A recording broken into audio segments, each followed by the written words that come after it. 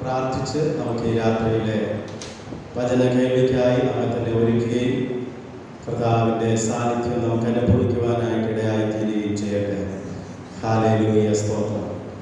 ദൈവത്തിൻ്റെ കൃപയുടെ കരങ്ങളിലേക്ക് നമ്മെ തന്നെ നമുക്ക് സമർപ്പിച്ച്, ദൈവമേ ഈ രാത്രി എന്നോട് സംസാരിക്കണമേ, ഈ രാത്രി എൻ്റെ അന്തരാത്മാവോട് ഇടപെടണമേ, എനിക്കാവശ്യമായ ദൈവാലോചന തന്ന് എന്നെ എൻ്റെ കുടുംബത്തെയും രക്ഷിക്കണമേ എന്ന് ദൈവത്തിൻ്റെ സന്നിധിയിൽ പ്രാർത്ഥിച്ച് കർത്താവിൻ്റെ കൃപ ഉണർന്നുകൊണ്ട് ഈ രാത്രി നമുക്ക് ദൈവസന്നിധിയിൽ പ്രാർത്ഥിക്കാം. കരുണയുള്ള കർത്താവേ, സ്വർഗീയ പിതാവേ, ഈ ശാന്തമായ നല്ല രാത്രിക്കായി ഞങ്ങൾ നന്ദിയോടെ സ്തോത്രം ചെയ്ത് അങ്ങയെ വാഴ്ത്തുന്നു കർത്താവേ. ഞങ്ങളുടെ ആലയത്തിൽ ഞങ്ങൾക്ക് ഈ വർഷത്തെ കൺവെൻഷൻ ആരാധനകളുടെ മൂന്നാമത്തെ രാത്രിയിൽ പ്രാർത്ഥനാപൂർവ്വം കടന്നു വരുവാനും ദൈവമേ അങ്ങ് ഞങ്ങളോട് സംസാരിക്കുന്നതായ അങ്ങയുടെ ശബ്ദം കേൾക്കാനായിട്ട് ഞങ്ങളുടെ മനസ്സും ശരീരവും ഒരുക്കി ദൈവസന്നിധിയിൽ കാത്തിരിപ്പാനും അവിടുന്ന് സഹായിക്കുന്നതിനായി സ്തോത്രം. കർത്താവേ, അവിടുത്തെ നാമം ഈ രാത്രി മഹത്വപ്പെടുവാനിടയായി തീരട്ടെ. അവിടുത്തെ പരിശുദ്ധാത്മാവിൻ്റെ നിയന്ത്രണത്തിന് കീഴിൽ ഈ ആരാധന അനുഭവങ്ങളും ആയിത്തീരട്ടെ എന്നടിയിൽ പ്രാർത്ഥിക്കുന്നു. നിന്റെ സന്നിധിയിൽ എഴുന്നേറ്റ് നിൽക്കുന്ന അങ്ങയുടെ മക്കളെ ദൈവമേ അവിടുന്ന് അനുഗ്രഹിക്കണമേ. പ്രത്യേകിച്ച് ദൈവമായ കർത്താവേ, ഹല്ലേലൂയ, സ്തോത്രം. ഈ രാത്രി അങ്ങയുടെ പരിശുദ്ധാത്മാവിൻ്റെ കൃപ ഇതിനകത്ത് വ്യാപരിക്കട്ടെ. എല്ലാ തടസ്സങ്ങളെയും, എല്ലാ വാഴ്ചകളെയും, എല്ലാ അധികാരങ്ങളെയും, എല്ലാ അന്ധകാര ശക്തികളെയും കർത്താവായ യേശു ക്രിസ്തുവിന്റെ നാമത്തിൽ ഈ രാത്രി ഞങ്ങൾ ശാസിച്ച് അവയുടെ മേൽ ജയമെടുക്കുകയാണ്.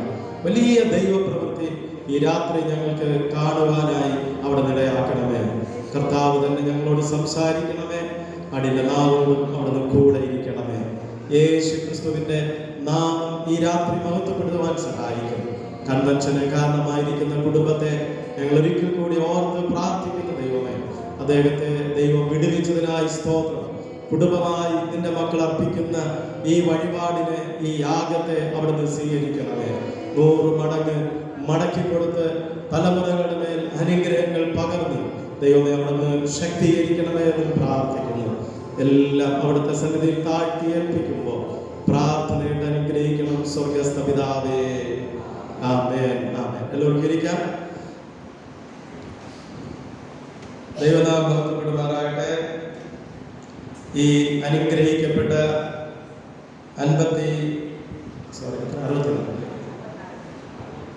64ാമത് സഭാവാർഷിക കൺവെൻഷന്റെ മൂന്നാമത്തെ രാത്രിയിൽ നമുക്ക് പ്രാർത്ഥനയോടുകൂടെ ദൈവസന്നിധിയിൽ കടന്നു വരുവാൻ ദൈവം സഹായിച്ചിരിക്കുന്നു.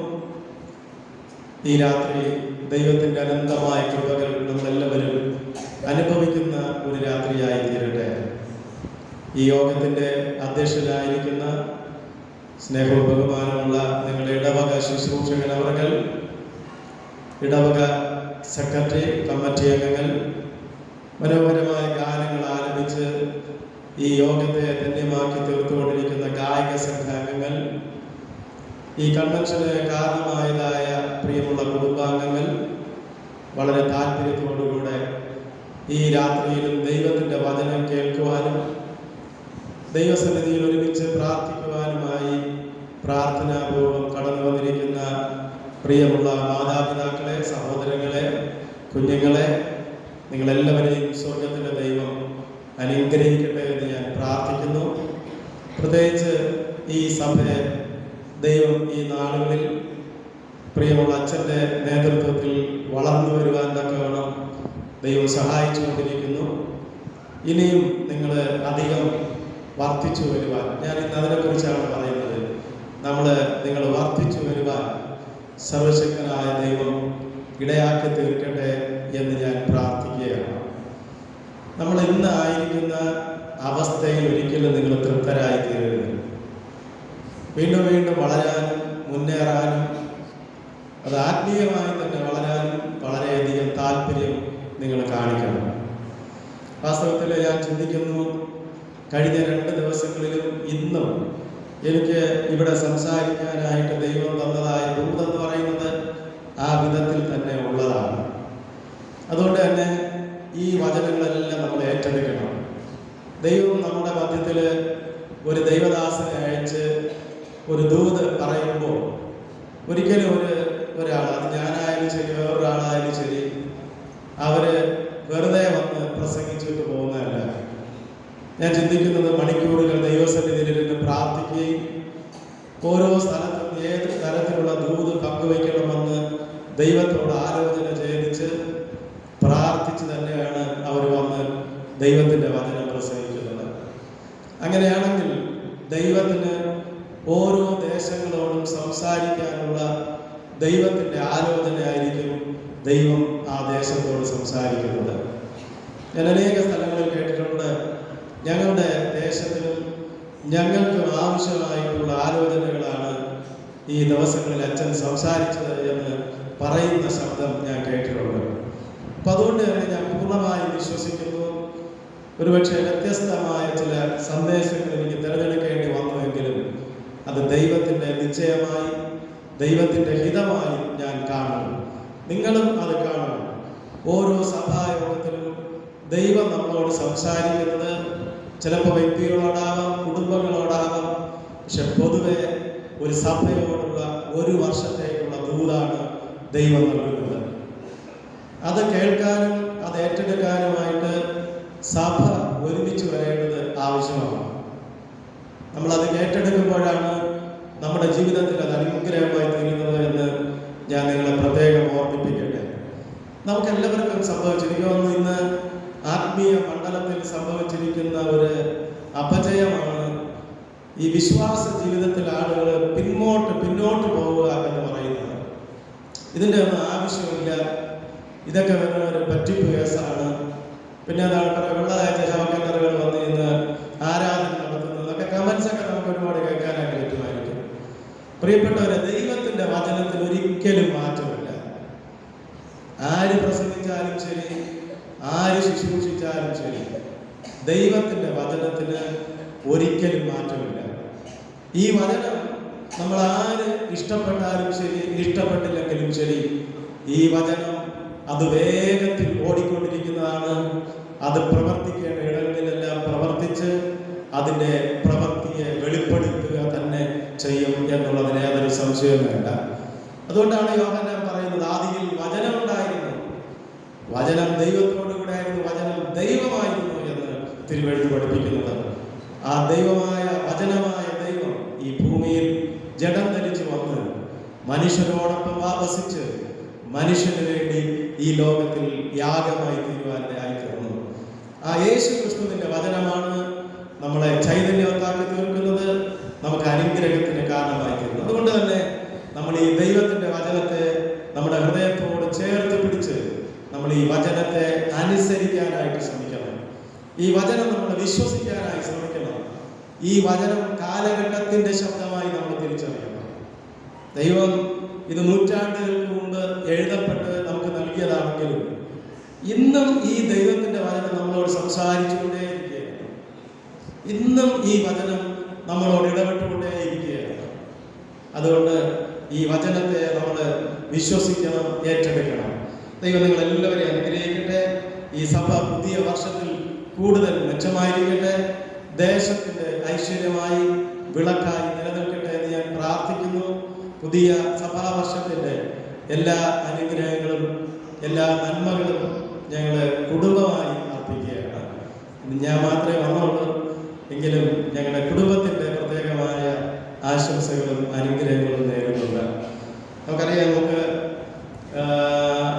ആശിഷ് ഇവിടെ വെച്ചാണ് ജനിക്കുന്നത് 2008 അല്ല 2007.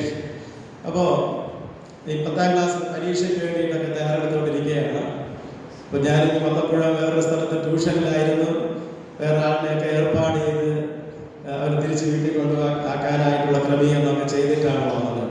അതല്ലായിരുന്നെങ്കിൽ തീർച്ചയായിട്ടും ഞങ്ങളിന്ന് ഒരുമിച്ച് വരുമായിരുന്നു, ഒരുമിച്ച് നമുക്ക് ആരാധിക്കാനായിട്ട് കഴിയുമായിരുന്നു.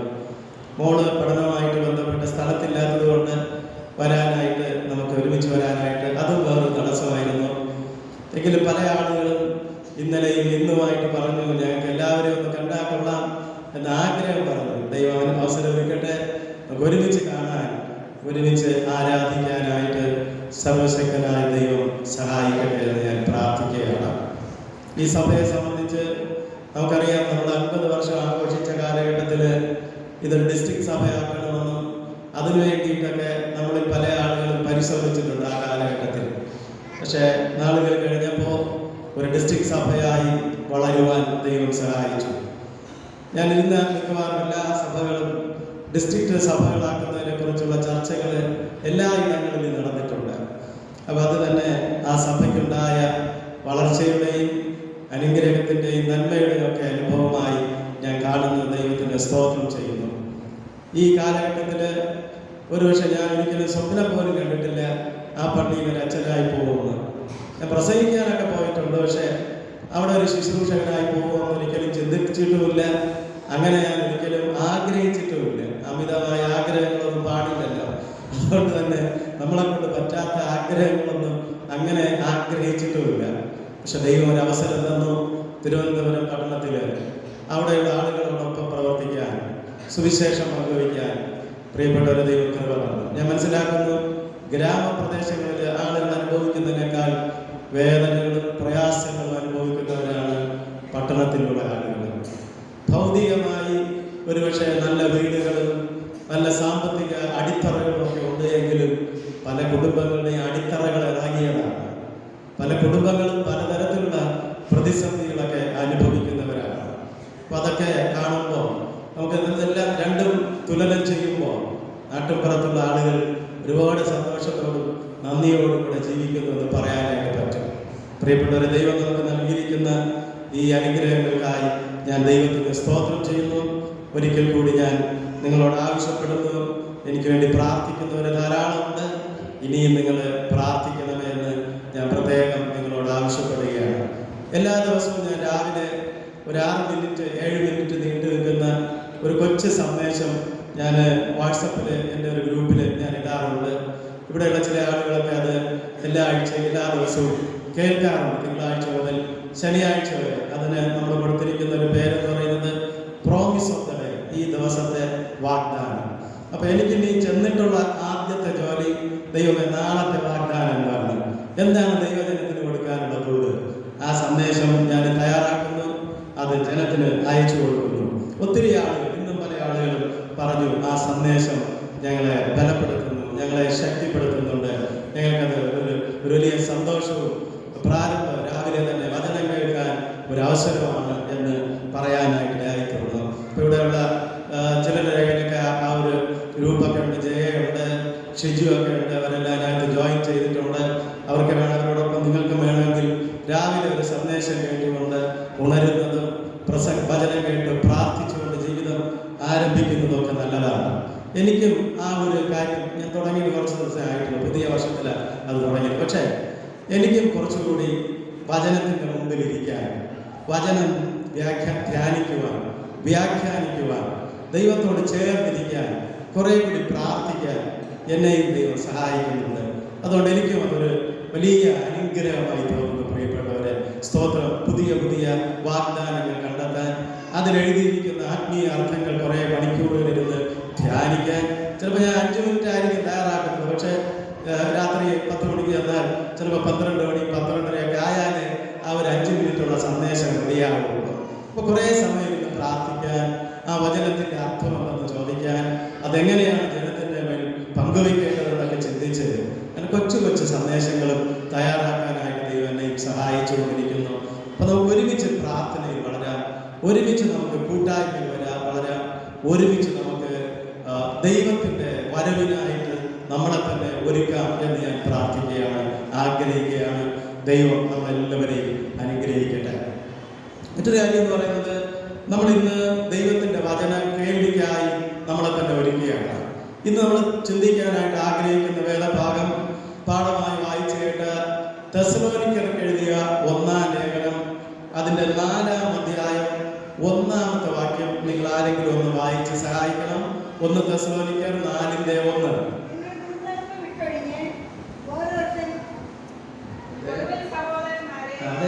നിങ്ങൾ വായിച്ചു. 4-ാം അധ്യായം. ഒടുവിൽ സഹോദരന്മാരെ,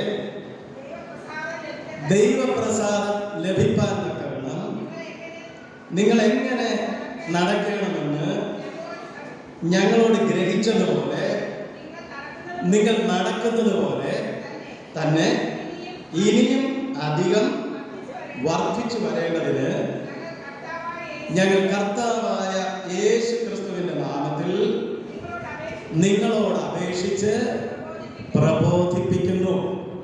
മതി. പൗലോസ് അപ്പോസ്തലൻ തെസ്സലോനിക്കയിലെ വിശ്വാസ സമൂഹത്തോട് പ്രബോധിപ്പിച്ചതായിട്ടുള്ള ഒരു പ്രബോധന വാക്യമാണ് നമ്മൾ വായിച്ചു കേട്ടത്. ഒടുവിൽ സഹോദരന്മാരെ, നിങ്ങൾ ദൈവപ്രസാദം ലഭിപ്പാൻ തക്കവണ്ണം നിങ്ങൾ എങ്ങനെ നടക്കണമെന്ന് ഞങ്ങളോട് ഗ്രഹിച്ചതുപോലെ നിങ്ങൾ നടക്കുന്നത് പോലെ തന്നെ ഇനിയും എന്ത് ചെയ്യണം? വർദ്ധിച്ചു വരണം. എത്ര വർദ്ധിച്ചു വരണം? ഇനി അധികം വർദ്ധിച്ചു വരണമെന്ന് ഞങ്ങൾ കർത്താവായ യേശുവിന്റെ നാമത്തിൽ നിങ്ങളോട് അപേക്ഷിച്ച് പ്രബോധിപ്പിക്കുന്നു. അപ്പൊ ഇവിടെ പൗലോസ് അപ്പോസ്തലൻ ദൈവത്തിന്റെ സഭയോട് ഇന്ന് രാത്രി പരിശുദ്ധാത്മാവ് നമ്മളോട് പറയുകയാണ്, നമ്മൾ ഇന്ന് ആയിരിക്കുന്ന അവസ്ഥ പോരാ. പിന്നെ എന്ത് ചെയ്യണം? നമ്മൾ കുറെ കൂടി നമ്മൾ എന്ത് ചെയ്യണം? കുറെ കൂടി നമ്മൾ വർദ്ധിച്ചു വരണം, വളർന്നു വരണമെന്ന് ദൈവം ആഗ്രഹിക്കുന്നു എന്നുള്ളതാണ്. ഞാൻ ഒന്നാമത്തെ ദിവസം നിങ്ങളോട് പറഞ്ഞു, നിങ്ങൾ വിശ്വാസത്തിൽ ആണോ ഇരിക്കുന്നത് എന്ന് നിങ്ങളെ തന്നെ പരീക്ഷിപ്പിൻ എന്ന് ഞാൻ നിങ്ങളോട് ആവശ്യപ്പെട്ടു. അപ്പൊ നമ്മൾ വിശ്വാസത്തിലാണോ ആയിരിക്കുന്നത്? വിശ്വാസത്തിന്റെ വ്യത്യസ്തമായ തലങ്ങൾ നമ്മൾ മനസ്സിലാക്കാനായിട്ടായിട്ടുള്ളൂ. ഇന്നലെ ഞാൻ നിങ്ങളോട് പറഞ്ഞു, ദൈവം നമ്മളെ കുറിച്ച് ആഗ്രഹിക്കുന്നത് നമ്മൾ ആ ദൈവത്തിന്റെ സാന്നിധ്യത്തിലേക്ക് മടങ്ങി വരണമെന്ന് ദൈവം ആഗ്രഹിക്കുന്നു. അപ്പൊ എവിടെയൊക്കെയോ നമ്മൾ ആ ദൈവീക സാന്നിധ്യത്തിൽ നിന്ന് അകന്നു പോയെങ്കിൽ കർത്താവ് പറയുകയാണ്, അത് ദൈവിക ആരാധനകളിലൂടെ തെറ്റുകൾ തിരിച്ചറിഞ്ഞ് നമ്മൾ ആ കൂട്ടായ്മയിലേക്ക് മടങ്ങി വരണം. ഇന്ന് ദൈവം നമ്മളോട് പറയുകയാണ്, നിങ്ങൾ ഈ അവസ്ഥയിൽ ആയിരുന്നാൽ പോരാ, പിന്നെ എന്ത് ചെയ്യണം? നിങ്ങൾ കുറെ കൂടി നിങ്ങൾ വർദ്ധിച്ചു വരണം, കുറെ കൂടി നിങ്ങൾ വളർന്നു വരണം എന്ന് നമ്മളെ കുറിച്ച് ആഗ്രഹിക്കുകയാണ്. പക്ഷെ നമ്മള് പൗലോസ് അപ്പോസ്തലൻ എബ്രായ ലേഖനത്തിൽ പറഞ്ഞതുപോലെ നമ്മളൊന്ന് ചിന്തിക്കേണ്ടിയിരിക്കുന്നു എന്നുള്ളതാണ്. എബ്രായരുടെ ലേഖനം അതിന്റെ 6-ാം അധ്യായത്തിലോട്ട് നമ്മൾ വരുമ്പോൾ, 5-ാം അധ്യായം വരുമ്പോൾ അതിന്റെ 12-ാമത്തെ വാക്യത്തിൽ പൗലോസ് അപ്പോസ്തലൻ എബ്രായ സഭയോട് പറയുന്ന ഒരു ദൂത് കാണാനായി കഴിയും. എബ്രായർ 5:12 പെട്ടെന്ന് വായിച്ചു. കാലം നോക്കിയാൽ ഇപ്പോൾ ഉപദേഷ്ടാക്കന്മാരായിരിക്കേണ്ടുന്ന നിങ്ങൾ ദൈവത്തിന്റെ അരുളപ്പാടുകളുടെ ആദ്യ പാഠങ്ങളെ തന്നെ വീണ്ടും ഉപദേശിച്ച് നൽകുവാൻ ആവശ്യമായിരിക്കും. നമ്മുടെ പൗലോസ് പറയാണ്, കാലം നോക്കിയാൽ നമ്മളിപ്പോൾ ആരായിരിക്കേണ്ടവരാണ്? നമ്മൾ കാലം നോക്കിയാൽ ഇപ്പോൾ ഉപദേഷ്ടാക്കന്മാരായിരിക്കണം എന്ന് പറഞ്ഞാൽ നമ്മളൊക്കെ ഉപദേശിമാരാവേണ്ട കാലം കഴിഞ്ഞു എന്നാണ്. 64 വയസ്സായി, ഇനി എന്നാ ഉപദേശിയാവുന്നതെന്നാണ് കർത്താവ് ചോദിക്കുന്നത്. അപ്പൊ കാലം നോക്കിയാൽ നമ്മൾ ആരാവേണ്ടവരായിരുന്നു? നമ്മൾ ഉപദേഷ്ടാക്കന്മാരാവേണ്ടെന്ന് പറഞ്ഞാൽ തിരുവഴുത്തുകളെ പഠിച്ച് ആ തിരുവഴുത്തുകളെ മറ്റുള്ളവർക്ക് പറഞ്ഞു കൊടുക്കത്തക്കവണ്ണം ആത്മീയ പക്വത പ്രാപിക്കേണ്ടവരായിരുന്നു ഈ സഭ എന്നാണ് പൗലോസ് അപ്പോസ്തലൻ പറയുന്നത്. വേറെ വാക്യം നോക്കിയേ, കൊരിന്ത്യർക്ക് എഴുതിയ 1-ാം ലേഖനം അതിന്റെ 3-ാം അധ്യായം 1-ാമത്തെ വാക്യം കൂടി ഒന്ന് വായിച്ച്. 1 കൊരിന്ത്യർ 3-ന്റെ 1-ാമത്തെ വാക്യം എഴുതിയിരിക്കുന്നത്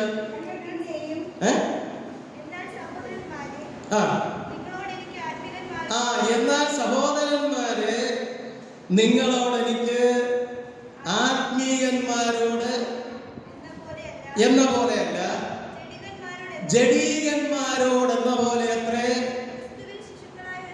ക്രിസ്തുവിൽ ശിശുക്കളായവരോടെന്ന പോലെ അത്രേ സംസാരിപ്പാൻ കഴിഞ്ഞുള്ളൂ. കൊരിന്ത്യ സഭയോട് പൗലോസ് പറയാണ്, നിങ്ങളോട് എനിക്ക് ആത്മീയനോടെന്ന പോലെ സംസാരിക്കാനായിട്ട് പറ്റിയില്ല എന്നാണ്. ഒരാത്മീയനോട് മാത്രമേ ആത്മീയ കാര്യങ്ങൾ പറഞ്ഞാൽ മനസ്സിലാവുള്ളൂ, അല്ലേ? സ്വർഗത്തിലെ കാര്യങ്ങളെല്ലാം ഭൂമിയിലുള്ള കാര്യത്തെക്കുറിച്ച് ചിന്തിക്കുന്ന ആളുകളോട് പറഞ്ഞാൽ ആളുകൾ എന്ന് പറയും, ഇതൊന്നും ഞങ്ങൾക്ക് കേൾക്കണ്ട, ഇതൊന്നും ഞങ്ങൾക്ക് വേണ്ട. ഞങ്ങൾക്ക് കടം തീരുന്ന കാര്യം, തലവേദന മാറുന്ന കാര്യം, ഞങ്ങൾക്ക് എന്തെങ്കിലുമൊക്കെ ഭൗതികമായ നന്മകൾ കിട്ടുന്ന കാര്യം പറഞ്ഞോ അച്ഛ വലിയ സന്തോഷമാണ്. പൗലോസ് പറയാണ്, ആത്മീയ അനുഭവങ്ങൾ നിങ്ങളോട് പറയത്തക്കവണ്ണം നിങ്ങൾ പക്വത പ്രാപിച്ചില്ല, നിങ്ങൾ വളരണം, പക്വത പ്രാപിക്കണമെന്നാണ്. പ്രിയപ്പെട്ടവരെ, ദൈവത്തിന്റെ മക്കളെ കുറിച്ച് ദൈവം ആഗ്രഹിക്കുന്നതാണ് നമ്മൾ ഓരോ ദിവസവും വചനം പഠിച്ച് പഠിച്ച് ആത്മീയ മർമ്മങ്ങളെ ഗ്രഹിക്കാൻ തക്കവണ്ണം നമ്മൾ ആത്മീയമായി ബലപ്പെട്ടവരായി വളർന്നവരായി തീരണമെന്ന് സ്വർഗത്തിലെ ദൈവം ആഗ്രഹിക്കുന്നു. ഒരു ഹല്ലേലൂയ പറഞ്ഞ് ഹല്ലേലൂയ. അതാണ് ദൈവം നമ്മളെ കുറിച്ച് ആഗ്രഹിക്കുന്ന പ്രധാനപ്പെട്ട ഒരു കാര്യം. നമുക്ക് ഇവിടെ പറയുകയാണ്, നിങ്ങൾ എന്ത് ചെയ്യണം? നിങ്ങൾ വർദ്ധിച്ചു വരണം. വർധന വരുത്തുക എന്നതിന് ഗ്രീക്കിലുള്ള വാക്കിന്റെ അർത്ഥം രൂപപ്പെടുത്തുക, പണിയുക എന്നൊക്കെയാണ് അർത്ഥം. രൂപപ്പെടുത്തുക, പണിയുക എന്നൊക്കെയാണ് വർധന വരുത്തുക എന്നതിന്റെ മൂലപദത്തിന്റെ അർത്ഥം. അതായത് അതിലൊരു ചിന്തകൻ ഒരാൾ പറയുന്ന വ്യാഖ്യാനം ഇങ്ങനെയാണ്: ഒരു ചിത്രകാരൻ ചുവരിൽ ഒരു ചിത്രം വരയ്ക്കുന്നു. ആ ചിത്രം വരയ്ക്കുമ്പോൾ അദ്ദേഹം കുറെ വരയൊക്കെ ആയിരിക്കും ഇടുന്നത്, അല്ലേ? നമുക്ക് കണ്ടാൽ വല്ല മനസ്സിലാവുമോ? അദ്ദേഹം കുറെ ഡോട്ടൊക്കെ ഇട്ട് അവിടെ കുറേയൊക്കെ ഇട്ട് കുറെ കഴിയുമ്പോൾ അദ്ദേഹത്തിന്റെ ബ്രഷ് ഉപയോഗിച്ച് അതിനെല്ലാം രൂപവും ഭംഗിയൊക്കെ വരുത്താൻ തുടങ്ങുന്നു. ലാസ്റ്റില് അതിന്റെ താഴെ അറ്റത്ത് എന്ത് ചെയ്യും? ഇറങ്ങി നിന്ന് അതിനകത്തൊരു പേരും ഒക്കെ എഴുതി, ഫോൺ നമ്പറും ഒക്കെ എഴുതി ഒപ്പിട്ടിട്ട് അതൊക്കെ ലാഡർ എടുത്തോണ്ട് നേരെ വീട്ടിൽ പോകും. നല്ല ചിത്രകാരൻ, ഒരു നല്ല ചിത്രകാരൻ എന്ത് ചെയ്യും? ആ ചിത്രം വരച്ചതിന് ശേഷം അങ്ങോട്ട് മാറി നിന്നിട്ട് ഈ ചിത്രത്തിന്റെ മികവ് കൊള്ളാമോ ഇല്ലയോ എന്ന് നോക്കും, അല്ലേ? എന്നിട്ട് എന്ത് ചെയ്യും? എവിടെയാണ് ഈ ചിത്രത്തിന് ഇനി മികവ് വരുത്തേണ്ടത്? എവിടെയാണ് ഞാൻ വരച്ച ചിത്രത്തില് മുഴച്ചു നിൽക്കുന്നത് അല്ലെങ്കിൽ ചെറിയ കുഴപ്പമായിട്ട് നിൽക്കുന്നത്? ഇങ്ങനെ അതിന്റെ കുറവ്, അതിന്റെ കേടുമൊക്കെ തിരിച്ചറിഞ്ഞ് അതിന് ഏറ്റവും മികവുറ്റ ഒരു ചിത്രമാക്കി മാറ്റുന്ന പോലെയാണ് ഒരാത്മീയൻ തന്റെ ആത്മീയ ജീവിതത്തെ പണിയേണ്ടത്. മനസ്സിലായോ? എന്ന് പറഞ്ഞാൽ നമ്മൾ ഈ ദൈവത്തിന്റെ വചനം കേട്ട് കൊള്ളാമായിരുന്നു എന്ന് പറഞ്ഞ് അല്ലെങ്കിൽ കൊള്ളായിരുന്നില്ല എന്ന് പറഞ്ഞ് മാർക്കിട്ടിട്ട് വീട്ടിൽ പോകുന്നവരല്ല. മറിച്ച് ഈ വചനത്തെ നമ്മൾ പിന്നെയും പിന്നെയും ഇങ്ങനെ ധ്യാനിക്കണം. എവിടെയാണ് കർത്താവേ ഞാൻ വളർന്നു വരേണ്ടത്? എന്താണ് എൻ്റെ ആത്മീയ ജീവിതത്തിന്റെ വളർച്ചയ്ക്ക് കുഴപ്പമായത്? എവിടെയാണ് ദൈവമേ എൻ്റെ ജീവിതത്തിന്റെ കേട് പോക്കേണ്ടത്? നീ ആഗ്രഹിക്കുന്ന വിധത്തിൽ ഞാൻ വളർന്നു വരേണ്ടതെന്ന് തിരുവചനത്തിന്റെ മുമ്പിൽ നിന്ന് ആത്മപരിശോധന നടത്തി കുറവുകളെ പരിഹരിച്ച് വിശുദ്ധിയോടുകൂടി നമ്മൾ വരുമ്പോൾ കർത്താവിന് പ്രയോജനമുള്ള ആത്മീയമായി വർധന വരുത്തുന്ന മക്കളായി നമ്മൾ മാറുന്നു. ഇന്ന് നമുക്ക് പറ്റിയിരിക്കുന്ന ഒരു കുഴപ്പം എന്ന് പറയുന്നത്, കിട്ടിയതിലൊക്കെ നമ്മൾ തൃപ്തരാണ്. ഞായറാഴ്ച രാവിലെ ഒരു ആരാധന കൊണ്ട് തൃപ്തിപ്പെടുന്നവരാണ് നമ്മുടെ ക്രിസ്ത്യാനികൾ. അതും തന്നെ 8 മണിക്ക് ആരാധന തുടങ്ങിയാൽ പള്ളിയിൽ എത്ര മണിക്ക് വരും? പള്ളിയിൽ വന്നാൽ തന്നെ നമ്മൾ എത്ര സമയമാണ് ദൈവത്തിന്റെ സന്നിധിയിൽ നന്ദിയോടുകൂടെ ഇരുന്ന് ദൈവത്തെ ആരാധിക്കുന്നത്? പിന്നെ നമുക്ക് ചാരികസേനയൊക്കെ ആയതുകൊണ്ട് കുറച്ചുകൂടി സൗകര്യമായി, മുട്ടുകുത്തണ്ട, ഉറങ്ങാൻ നല്ല സൗകര്യമുണ്ട്, അല്ലേ? ഉറങ്ങാനായിട്ടുള്ള സൗകര്യമുണ്ട്. നമ്മൾ ഇവിടെ ഇരുന്ന് കുറച്ചു നേരം ഇരുന്ന് ഉറങ്ങി എണീറ്റ് ഇവിടെ നിന്ന് നമ്മൾ മടങ്ങി പോകുമ്പോൾ നിങ്ങൾ സംതൃപ്തരാണോ പ്രിയപ്പെട്ടവരെ? അതാണ് നമ്മൾ ചോദിക്കേണ്ടത്. നമ്മൾ അതിൽ സംതൃപ്തരാണോ? അല്ല, ഇത് പോരാ, എനിക്ക് കർത്താവിനോട് കൂടുതൽ ചേർന്നിരിക്കണം, എനിക്ക് വളരണം, അതിന് നമ്മൾ ആഗ്രഹിക്കുന്നുണ്ടോ? അതിനൊരു വില കൊടുക്കാൻ തയ്യാറാകുന്നുണ്ടോ? അതിന് ദൈവത്തിന്റെ പാദപീഠത്തിൽ ഓടി വന്നിരിക്കാൻ മനസ്സുള്ളവരാണോ? ദൈവം നമ്മളെ ആത്മീയമായി വളർത്തും. നമുക്കിന്ന് പറ്റിയിരിക്കുന്ന കുഴപ്പം, ലഭിച്ചിരിക്കുന്നതിൽ നമ്മൾ തൃപ്തരാണ്. ഇത് മതി, ഇതൊക്കെ മതിയെന്ന്. ഇനിയിപ്പോ കൂടുതൽ എന്ത് വേണം, അല്ലേ? ഇങ്ങനെയൊക്കെ ആയിരുന്നാൽ മതി. ഞായറാഴ്ച ജസ്റ്റ് ഒന്ന് വന്ന് പള്ളിയിൽ വന്ന് ആളുകളൊക്കെ ബോധ്യപ്പെടുത്തി പോണെന്ന് മാത്രമേ ഉള്ളൂ. ഞങ്ങളുടെ പള്ളിയിലെ കാര്യമൊക്കെ നിങ്ങൾക്ക് അറിയാമല്ലോ. പലരെയും ക്ഷണിക്കുമ്പോൾ പറയുന്നത്, അയ്യോ ഞങ്ങളുടെ ഫ്രണ്ട്സ് എല്ലാം ഇവിടെ ഇല്ല, അവരൊക്കെ അപ്പുറത്താണ്. എനിക്ക് അവിടെ ചോദിക്കാനൊന്നും പറ്റില്ല, പക്ഷെ നിങ്ങളുടെ അടുത്ത് എനിക്ക് പറയാൻ പറ്റും. പലരും വിചാരിക്കുന്ന പള്ളിയിൽ വരുന്നത് ഫ്രണ്ട്സിനെ കാണാനാണ്. ഏറ്റവും നല്ല ഫ്രണ്ടായിരിക്കുന്ന ക്രിസ്തുവിനെ കാണാനല്ല വരുന്നത്. ഞാൻ പള്ളി വരുമ്പോൾ എന്റെ ഫ്രണ്ട്സ് ഒന്നുമില്ല, ഫ്രണ്ട്സിനെ കാണാനാണ് പള്ളി വരുന്നത്.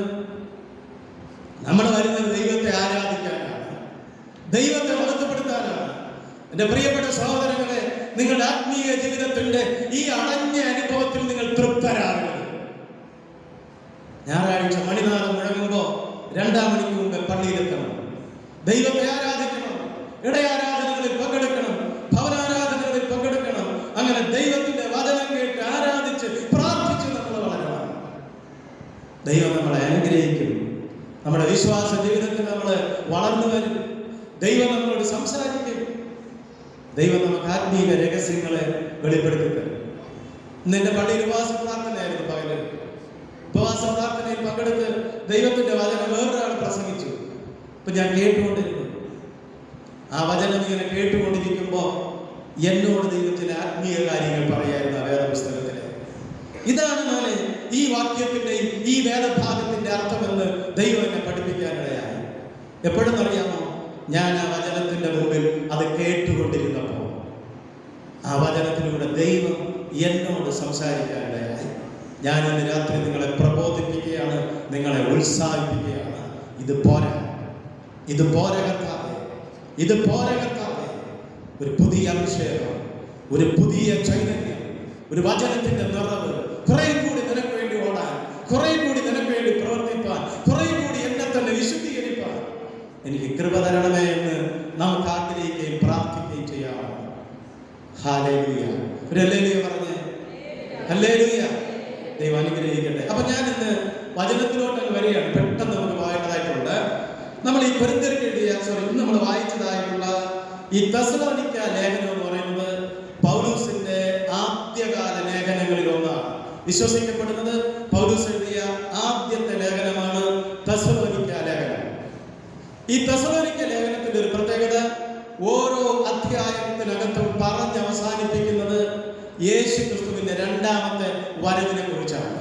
എല്ലാ അധ്യായങ്ങളും പറഞ്ഞ് അവസാനിപ്പിക്കുമ്പോൾ യേശുവിന്റെ 2ാമത്തെ വരവിനെ കുറിച്ച് പറഞ്ഞാണ് അവസാനിപ്പിക്കുന്നത്.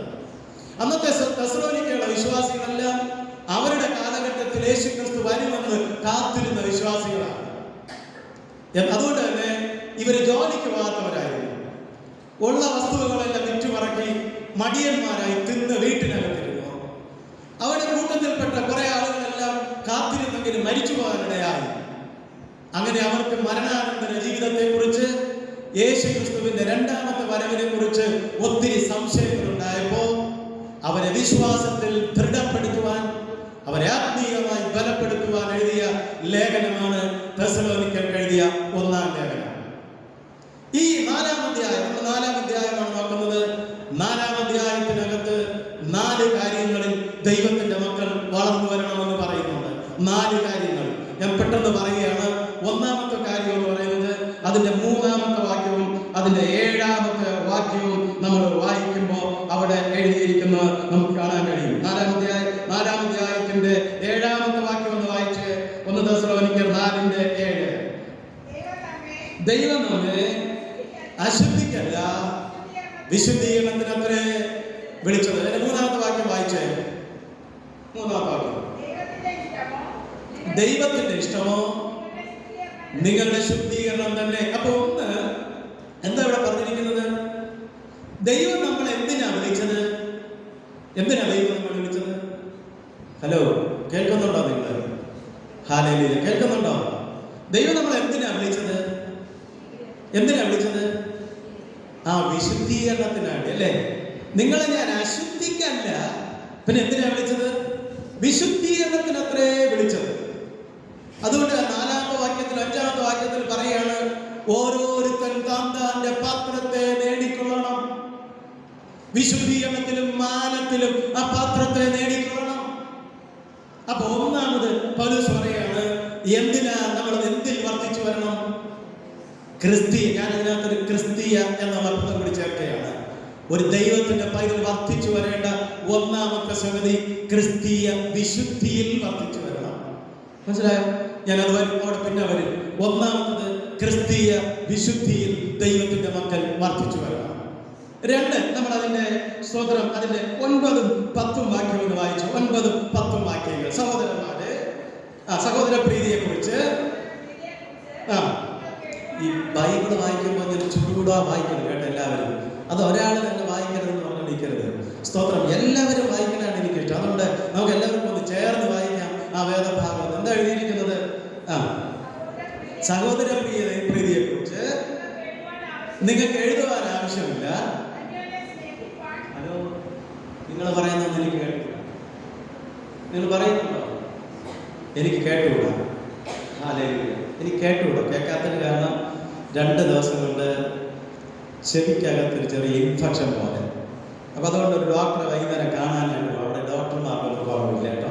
അതുകൊണ്ട് വൈകുന്നേരം കാണാൻ പോയി. അവർ കുറേ പഞ്ഞിയൊക്കെ എടുത്ത് ചെവിക്കകത്ത് അടച്ചു വെച്ചു. പക്ഷേ ഇനിയിപ്പോൾ ഇനി നാളെ വൈകുന്നേരം തുറന്നാൽ മതി എന്നാണ്.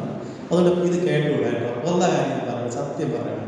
ഇത് കേട്ടുകൂടാ, ഇത് മാത്രമേ കേൾക്കാവൂ. ഒന്ന് ഉറച്ചു പറയണം. ഹല്ലേലൂയ. അപ്പോൾ ഒന്നുകൂടി നമ്മൾ വായിക്കുകയാണ്. 4-ാം അധ്യായം 9-ാമത്തെ വാക്യം വായിച്ചോ. കർത്താവേ, റെഡി 3, 4. സഹോദര പ്രീതിയെക്കുറിച്ച് നിങ്ങൾക്ക് എഴുതുവാൻ ആവശ്യമില്ല.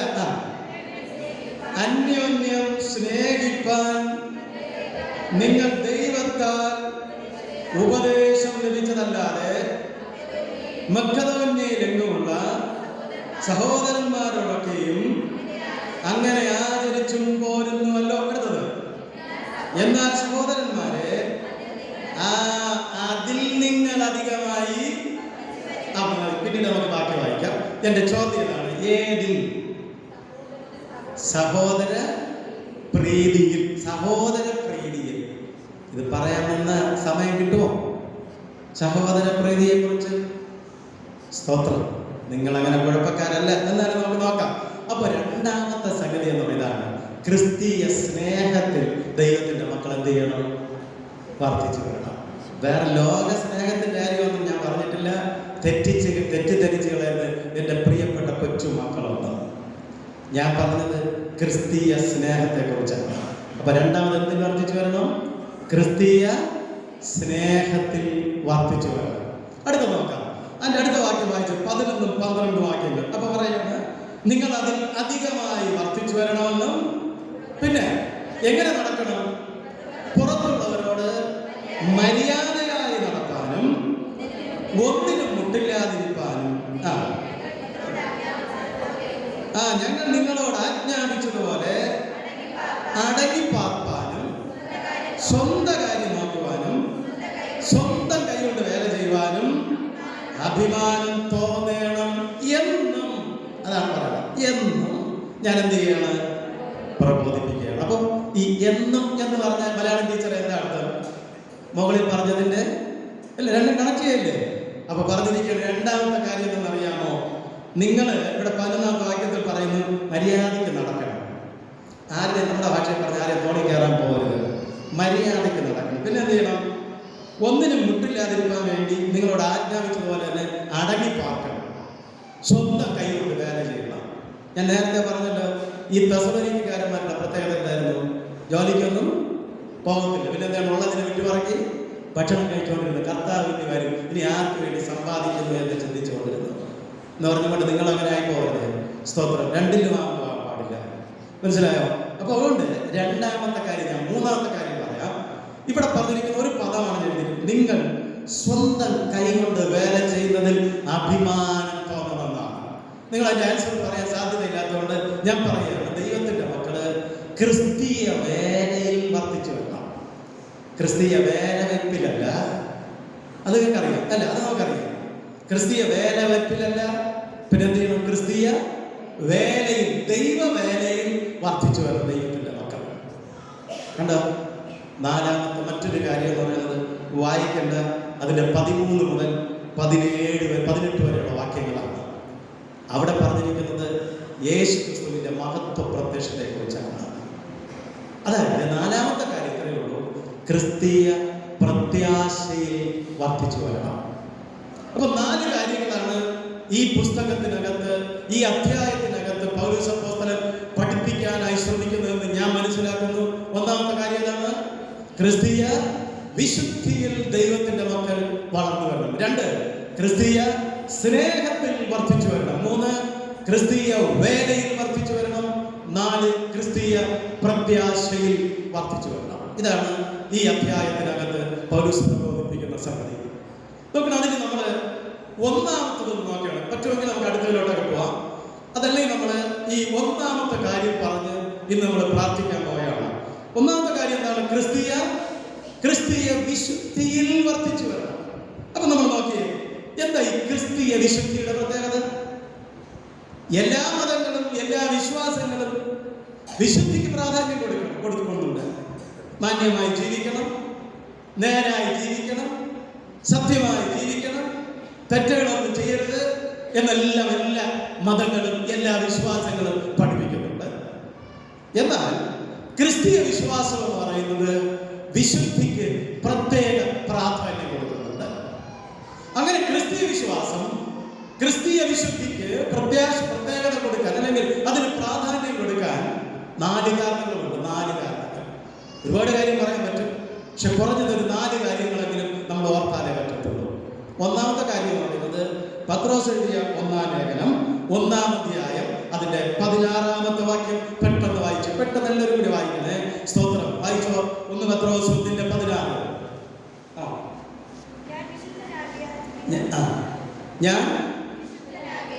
ഞാൻ വിശുദ്ധനാകയാൽ നിങ്ങളും വിശുദ്ധരായിരിക്കണമെന്ന് എഴുതിയിരിക്കുന്നുവല്ലോ. ഇത് ക്ലിയർ ആകണമെങ്കിൽ ലേവ്യ പുസ്തകത്തിലോട്ട് പോകണം. ലേവ്യ പുസ്തകം 19-ാം അധ്യായം 2-ാമത്തെ വാക്യം. ലേവ്യ പുസ്തകം എവിടെയാണ്? പഴയ നിയമത്തിൽ തന്നെ അല്ലേ? യെശയ്യാവ് കഴിഞ്ഞിട്ടാണ് ലേവ്യ. അങ്ങനെയാണോ?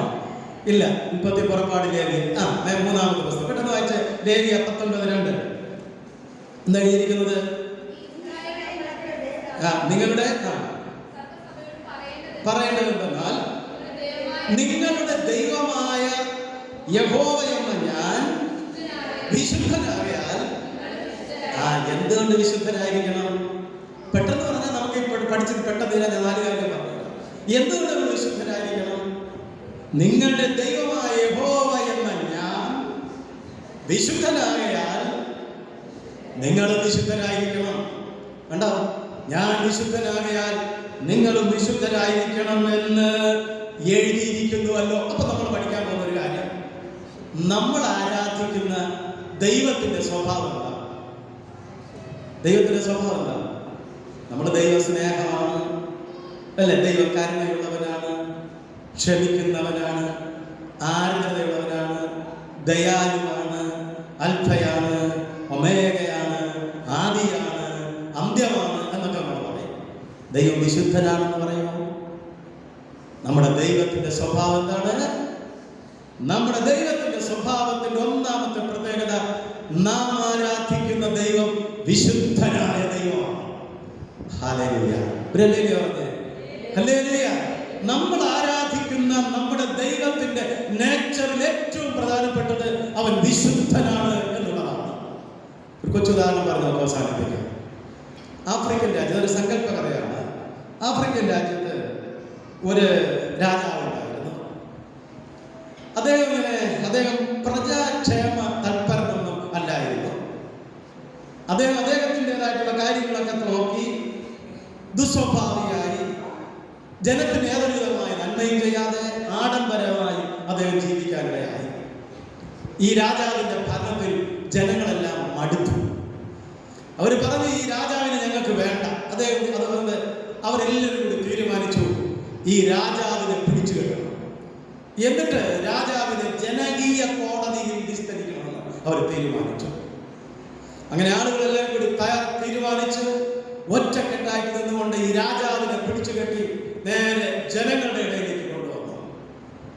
എന്നിട്ട് ഒരാൾ ചോദിച്ചു, ഈ രാജാവ് ദുഷ്ടനും കൊള്ളരുതാത്തവനും ജനക്ഷേമ തൽപരൻ അല്ലാതെ ജീവിച്ചു, ഈ രാജാവിനെ എന്ത് ചെയ്യണമെന്ന് ചോദിച്ചു. ആളുകളെല്ലാം കൂടി പറഞ്ഞു, ഈ രാജാവിനെ കൊല്ലണം, ഈ രാജാവിനെ കൊല്ലണം. അങ്ങനെ ആളുകളെല്ലാവരും കൂടി ഒറ്റ ശബ്ദത്തോടെ പറഞ്ഞതുകൊണ്ട് ആ രാജാവിനെ എല്ലാവരും കൂടി ചേർന്ന് കല്ലെറിഞ്ഞ് കൊല്ലാനിടയായി. അവൻ ആ കുടുംബത്തെ മുഴുവനും ഇങ്ങനെ നശിപ്പിച്ചുകൊണ്ടിരിക്കുകയാണ്. അദ്ദേഹത്തിന്റെ കുടുംബത്തിലുള്ള എല്ലാവരെയും നശിപ്പിച്ചു. ഈ രാജാവിന് ഒരു ചെറിയ രാജകുമാരൻ ഉണ്ടായിരുന്നു. അപ്പൊ അതുകൊണ്ട് ഈ ജനകീയ കോടതിയിൽ ചോദിച്ചു, ഈ രാജകുമാരനെ എന്ത് ചെയ്യും? അപ്പൊ എല്ലാവരും പറഞ്ഞു, ഈ രാജാവിനെ കൊന്നതുപോലെ തന്നെ ഈ രാജാവിന്റെ ഓർമ്മ കൂടി ഇല്ലാതാക്കാനായി ഈ കുഞ്ഞിനെ കൊന്നുകളയണം.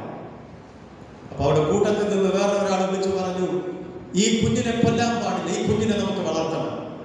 ആളുകൾ അദ്ദേഹത്തിനെതിരായി തിരിഞ്ഞു എന്നാണ്. അപ്പൊ അത് ചോദിച്ചു, എന്താ അതിന് കാരണം? ഈ കുഞ്ഞിനെ നമ്മൾ കൊന്നുകളഞ്ഞാൽ ഇങ്ങനെ ഒരു രാജാവ് ഈ രാജ്യത്തിൽ ഉണ്ടായിരുന്നു എന്നുള്ളത് നമ്മൾ പെട്ടെന്ന് മറന്നുപോകും. പക്ഷെ ഈ കുഞ്ഞ് നമ്മുടെ ഇടയിൽ വളർന്നു വരുമ്പോ, ഈ കുഞ്ഞിനെ കാണുമ്പോ ഈ കുഞ്ഞിന്റെ പിതാവ് ദുഷ്ടനായ രാജാവിനെ നമ്മൾ ഓർക്കും. അതുകൊണ്ട് ഈ കുഞ്ഞ് വളരണം. ആളുകളെല്ലാവരും കൂടി ആലോചിച്ചിട്ട് തീരുമാനിച്ചു ഈ കുഞ്ഞിനെ കൊല്ലണ്ട. പക്ഷെ എവിടെ വളർത്തും? ആര് വളർത്തും? അവർ തീരുമാനത്തിലെത്തി ഏറ്റവും നികൃഷ്ടമായ ഒരു വൃത്തിഹീനമായ സാഹചര്യത്തിൽ ഈ കുഞ്ഞ് വളരണം. അങ്ങനെ ആ കുഞ്ഞിനെ ഒരു പാപിനിയായ സ്ത്രീയുടെ കയ്യിൽ ഏൽപ്പിച്ചു. വൃത്തികെട്ട സാഹചര്യത്തിൽ ഈ കുഞ്ഞിനെ വളർത്താനായി ഏൽപ്പിച്ചു. ആ കുഞ്ഞ് ആ ഭവനത്തിനകത്ത് അവിടുത്തെ വൃത്തികെട്ട സാഹചര്യത്തിലും ചുറ്റുപാടിലും സംസ്കാരത്തിലും ഒക്കെ ഈ കുഞ്ഞിങ്ങനെ വളർന്നു വരികയാണ്. ഒരു ദിവസം ഈ കുഞ്ഞിനോട് ഒരു മോശമായ പദം പറഞ്ഞിട്ട് ആ വളർത്തമ്മ പറഞ്ഞു, നീ ഈ പദം പറയണം. അപ്പൊ കുഞ്ഞ് പറഞ്ഞു, രാജകുമാരൻ പറഞ്ഞു, എനിക്ക് പറയാൻ പറ്റത്തില്ല, ഞാൻ ഈ പദം ഉപയോഗിക്കത്തില്ല. ആ വളർത്തമ്മ നിർബന്ധിച്ചു, നീ ഇത് പറയണം. അവൻ പറഞ്ഞു, എനിക്ക് പറയാൻ പറ്റത്തില്ല. അപ്പൊ ചോദിച്ചു, എന്താ കാരണം? നീ എന്താ അത് പറയാത്തത്? ഉടനെ ആ കുഞ്ഞ് ഇങ്ങനെ മറുപടി പറഞ്ഞു, ഞാൻ ഈ രാജ്യത്തിലെ രാജാവിന്റെ മോനാണ്. രാജാവിന്റെ മകനായി ഞാൻ ഇങ്ങനെയുള്ള പദം ഉപയോഗിക്കാൻ പാടില്ല. മനസ്സിലായോ പ്രിയപ്പെട്ടവരെ? ഞാൻ നിങ്ങളും ആരാണ്? ദൈവം നമ്മൾ മനസ്സിലാക്കണം, നമ്മൾ ആരാണ്? ഞാൻ നിങ്ങളും ആരാധിക്കുന്നത് ഒരു സ്വർഗസ്ഥ പിതാവായ ദൈവത്തെയാണ്. എനിക്ക് നിങ്ങൾക്ക് ഒരു അപ്പനുണ്ട്, സ്വർഗീയ പിതാവ്. ആ അപ്പന്റെ സ്വഭാവം എന്താണെന്ന് അറിയാമോ? അവൻ വിശുദ്ധിയിൽ മഹിമയുള്ള ദൈവമാണ്. 24 മണിക്കൂറുമായി ആരാധിക്കുന്നത് പരിശുദ്ധൻ പരിശുദ്ധൻ പരിശുദ്ധൻ എന്ന് പറഞ്ഞാണ്. ആ അപ്പന്റെ സ്വഭാവമാണ് അപ്പന്റെ മക്കളിൽ കാണേണ്ടത്. അതുകൊണ്ടാണ് ക്രിസ്തീയ വിശുദ്ധിക്ക് പ്രാധാന്യം കൂടുതലാണെന്ന് പറയുന്നത്. നമ്മൾ പലപ്പോഴും പഴയ കുപ്പിക്കകത്ത് പകരപ്പെട്ട വീഞ്ഞു പോലെയാണ്. സ്വഭാവത്തിനൊന്നും മാറ്റം വരുന്നില്ലെങ്കിൽ, നമ്മുടെ പ്രവർത്തനങ്ങളിൽ മാറ്റം വരുന്നില്ലെങ്കിൽ, ക്രിസ്തുവിനെ നമ്മൾ അറിയേണ്ട വിധത്തിൽ അറിഞ്ഞിട്ടില്ല എങ്കിൽ, പൗലോസ് അപ്പോസ്തലൻ പറയാണ്, നീ വളരണം, വർദ്ധിച്ചു വരണം, നാളോറും വിശുദ്ധിയിൽ വളരണം, നാളോറും ദൈവകൃപയിൽ വളരണം. ക്രിസ്ത്യാനിയായി തീർന്നിട്ട് പാപത്തിനും പൈശാചിക ബന്ധനങ്ങൾക്കും അടിമയായി ജീവിക്കാനല്ല, മടങ്ങി വരാൻ പഠിക്കുകയാണ്. നമ്മൾ ആരുടെ മക്കളാണെന്നുള്ളത് ബോധ്യപ്പെടണം. അപ്പൊ എന്തുകൊണ്ട് നമ്മൾ വിശുദ്ധിയിൽ ജീവിക്കണമെന്ന് ചോദിച്ചാൽ, ഒന്ന്, ഗോഡ്സ് നേച്ചർ ഈസ് ഹോളിനെസ്. ദൈവത്തിന്റെ സ്വഭാവം എന്താണ്? വിശുദ്ധിയാണ്. ദൈവം നമ്മുടെ സ്വർഗത്തിലെ പിതാവാണ്. ആ പിതാവിന്റെ സ്വഭാവം വിശുദ്ധി ആയതുകൊണ്ട് ദൈവത്തിന്റെ മക്കൾ വിശുദ്ധിയോടെ ജീവിക്കണം. ഒന്ന്. രണ്ട്, ഹല്ലേലൂയ, സ്തോത്രം. രണ്ടാമത്തെ കാര്യം പത്രോസ് എഴുതിയ 1 ലേഖനങ്ങളിലെ 2-ാം അധ്യായത്തിന്റെ 9-ാമത്തെ വാക്യം ഒന്ന് വായിച്ച്. 1 പത്രോസ് 2-ന്റെ 9-ാമത്തെ വാക്യം. അങ്ങനെ വായിച്ചാൽ ഞാൻ പറഞ്ഞില്ലേ ഇവിടെ സമയം. നിങ്ങളോ അന്ധകാരത്തിൽ നിന്ന് തന്റെ അത്ഭുത പ്രകാശത്തിലേക്ക് നിങ്ങളെ വിളിച്ചവന്റെ സദ്ഗുണങ്ങളെ ഘോഷിക്കാൻ തക്കവണ്ണം തെരഞ്ഞെടുക്കപ്പെട്ട ഒരു ജാതിയും രാജകീയ പുരോഹിത വർഗവും വിശുദ്ധ വംശവും ദൈവത്തിന്റെ സ്വന്തം ജനവുമാണ്. ഹല്ലേലൂയ. നമ്മൾ ആരാണ്? ദൈവത്തിന്റെ സ്വന്തം ജനമാണ്. ഹല്ലേലൂയ. അപ്പൊ അതുകൊണ്ടാണ് പറഞ്ഞിരിക്കുന്നത്, നിങ്ങളോ അന്ധകാരത്തിൽ നിന്ന് തന്റെ അത്ഭുത പ്രകാശത്തിലേക്ക് നിങ്ങളെ വിളിച്ച് പ്രകാശത്തിലേക്ക് നിങ്ങളെ വിളിച്ചവന്റെ സദ്ഗുണങ്ങളെ ഘോഷിക്കാൻ തക്കവണ്ണം തെരഞ്ഞെടുക്കപ്പെട്ട ജാതി, രാജകീയ പുരോഹിത വർഗം. അതിലാദ്യത്തെ പറഞ്ഞാലേക്കാണ് ചൂസൻ കമ്മ്യൂണിറ്റി. നമ്മൾ എന്തുകൊണ്ട് വിശുദ്ധിയോടുകൂടെ ജീവിക്കണമെന്ന് ചോദിച്ചാൽ, we are a chosen community. ഒരു തെരഞ്ഞെടുക്കപ്പെട്ട സമൂഹമാണ്. എവിടെ നിന്ന് തെരഞ്ഞെടുത്തു? ഏതിൽ നിന്ന് തെരഞ്ഞെടുത്തു? അന്ധകാരത്തിൽ നിന്ന്, പിശാചിന്റെ അടിമത്തത്തിൽ നിന്ന്, പാപത്തിന്റെ ശക്തിയിൽ നിന്ന്, തിന്മയുടെ കേന്ദ്രത്തിൽ നിന്ന് ദൈവം തമ്പുരാൻ തന്റെ പുത്രന്റെ രക്തം കൊടുത്ത് വിലയ്ക്ക് വാങ്ങിയത്.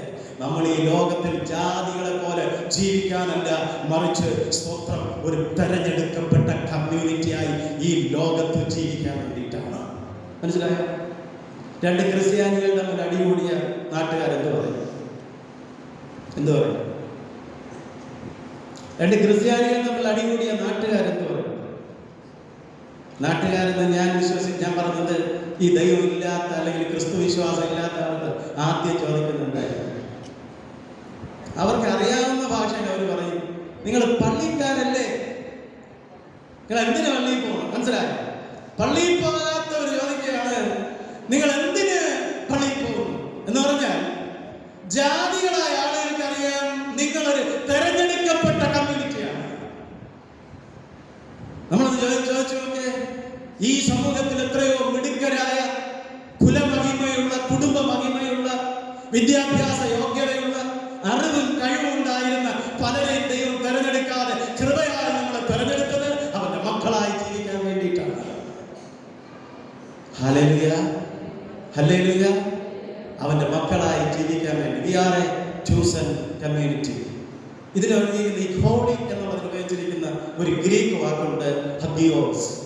ഹഗിയോസ്, ഹഗിയോസ് എന്ന വാക്കിന്റെ അർത്ഥം സെറ്റ് അപ്പാർട്ട് എന്നാണ്. സെറ്റ് അപ്പാർട്ട്, വേർതിരിക്കപ്പെട്ടത്. ഒന്നുകൂടി പറഞ്ഞാൽ ഒരു പ്രത്യേക ആവശ്യത്തിന് വേണ്ടി വേർതിരിക്കപ്പെട്ടത് എന്നാണ്. പഴയ നിയമത്തിനകത്ത് യെരൂശലേം ദൈവാലയത്തിൽ അർപ്പിക്കുന്ന പാത്രങ്ങൾ, വിശുദ്ധ ഉപകരണങ്ങൾ, പുരോഹിതൻ രക്തം തളിച്ച് വിശുദ്ധീകരിക്കുന്നതിന് പറഞ്ഞിരിക്കുന്ന പദം സെറ്റ് അപ്പാർട്ട്, ഹഗിയോസ് എന്നാണ്. അങ്ങനെ വേർതിരിക്കപ്പെട്ട പാത്രങ്ങൾ മറ്റൊന്നിനും പിന്നെ ഉപയോഗിക്കാൻ പാടില്ല. അത് വിശുദ്ധ ആവശ്യങ്ങൾക്ക് വേണ്ടി മാത്രമേ ഉപയോഗിക്കാൻ പാടുള്ളൂ. മനസ്സിലായോ? വില്യം ബാർക്ലേ എന്ന് പറയുന്ന ഒരു ദൈവശാസ്ത്ര ചിന്തകൻ പറയുന്നത് ഇങ്ങനെയാണ്. അദ്ദേഹം 3 പദങ്ങൾ ഉപയോഗിക്കും. ഒന്ന് ഹഗിയോസ് എന്നതിന് പറയുന്നു. അദ്ദേഹത്തിന്റെ ആദ്യത്തെ പദം ഇതാണ്, ശബത്ത് is a hagios. Sabbath is a hagios because it is different from other days എന്ന് അദ്ദേഹം പറയുകയാണ്. ശബത്ത് എന്ന് പറയുന്നത് ഒരു ഹഗ്യോസാണ്. കാരണം മറ്റാറ് ദിവസത്തെക്കാളും വ്യത്യസ്തമാണ്, വേർതിരിക്കപ്പെട്ടതാണ് ശബത്ത് ദിവസം. അതുകൊണ്ട് അതൊരു വേർതിരിക്കപ്പെട്ട ദിവസമാണ്, അതൊരു ഹഗ്യോസാണ്. അദ്ദേഹം പറയുന്നു church is a hagios because it is different from other buildings. സഭ എന്ന് പറയുന്നത് മറ്റു ബിൽഡിങ്ങുകൾ പോലെയല്ല.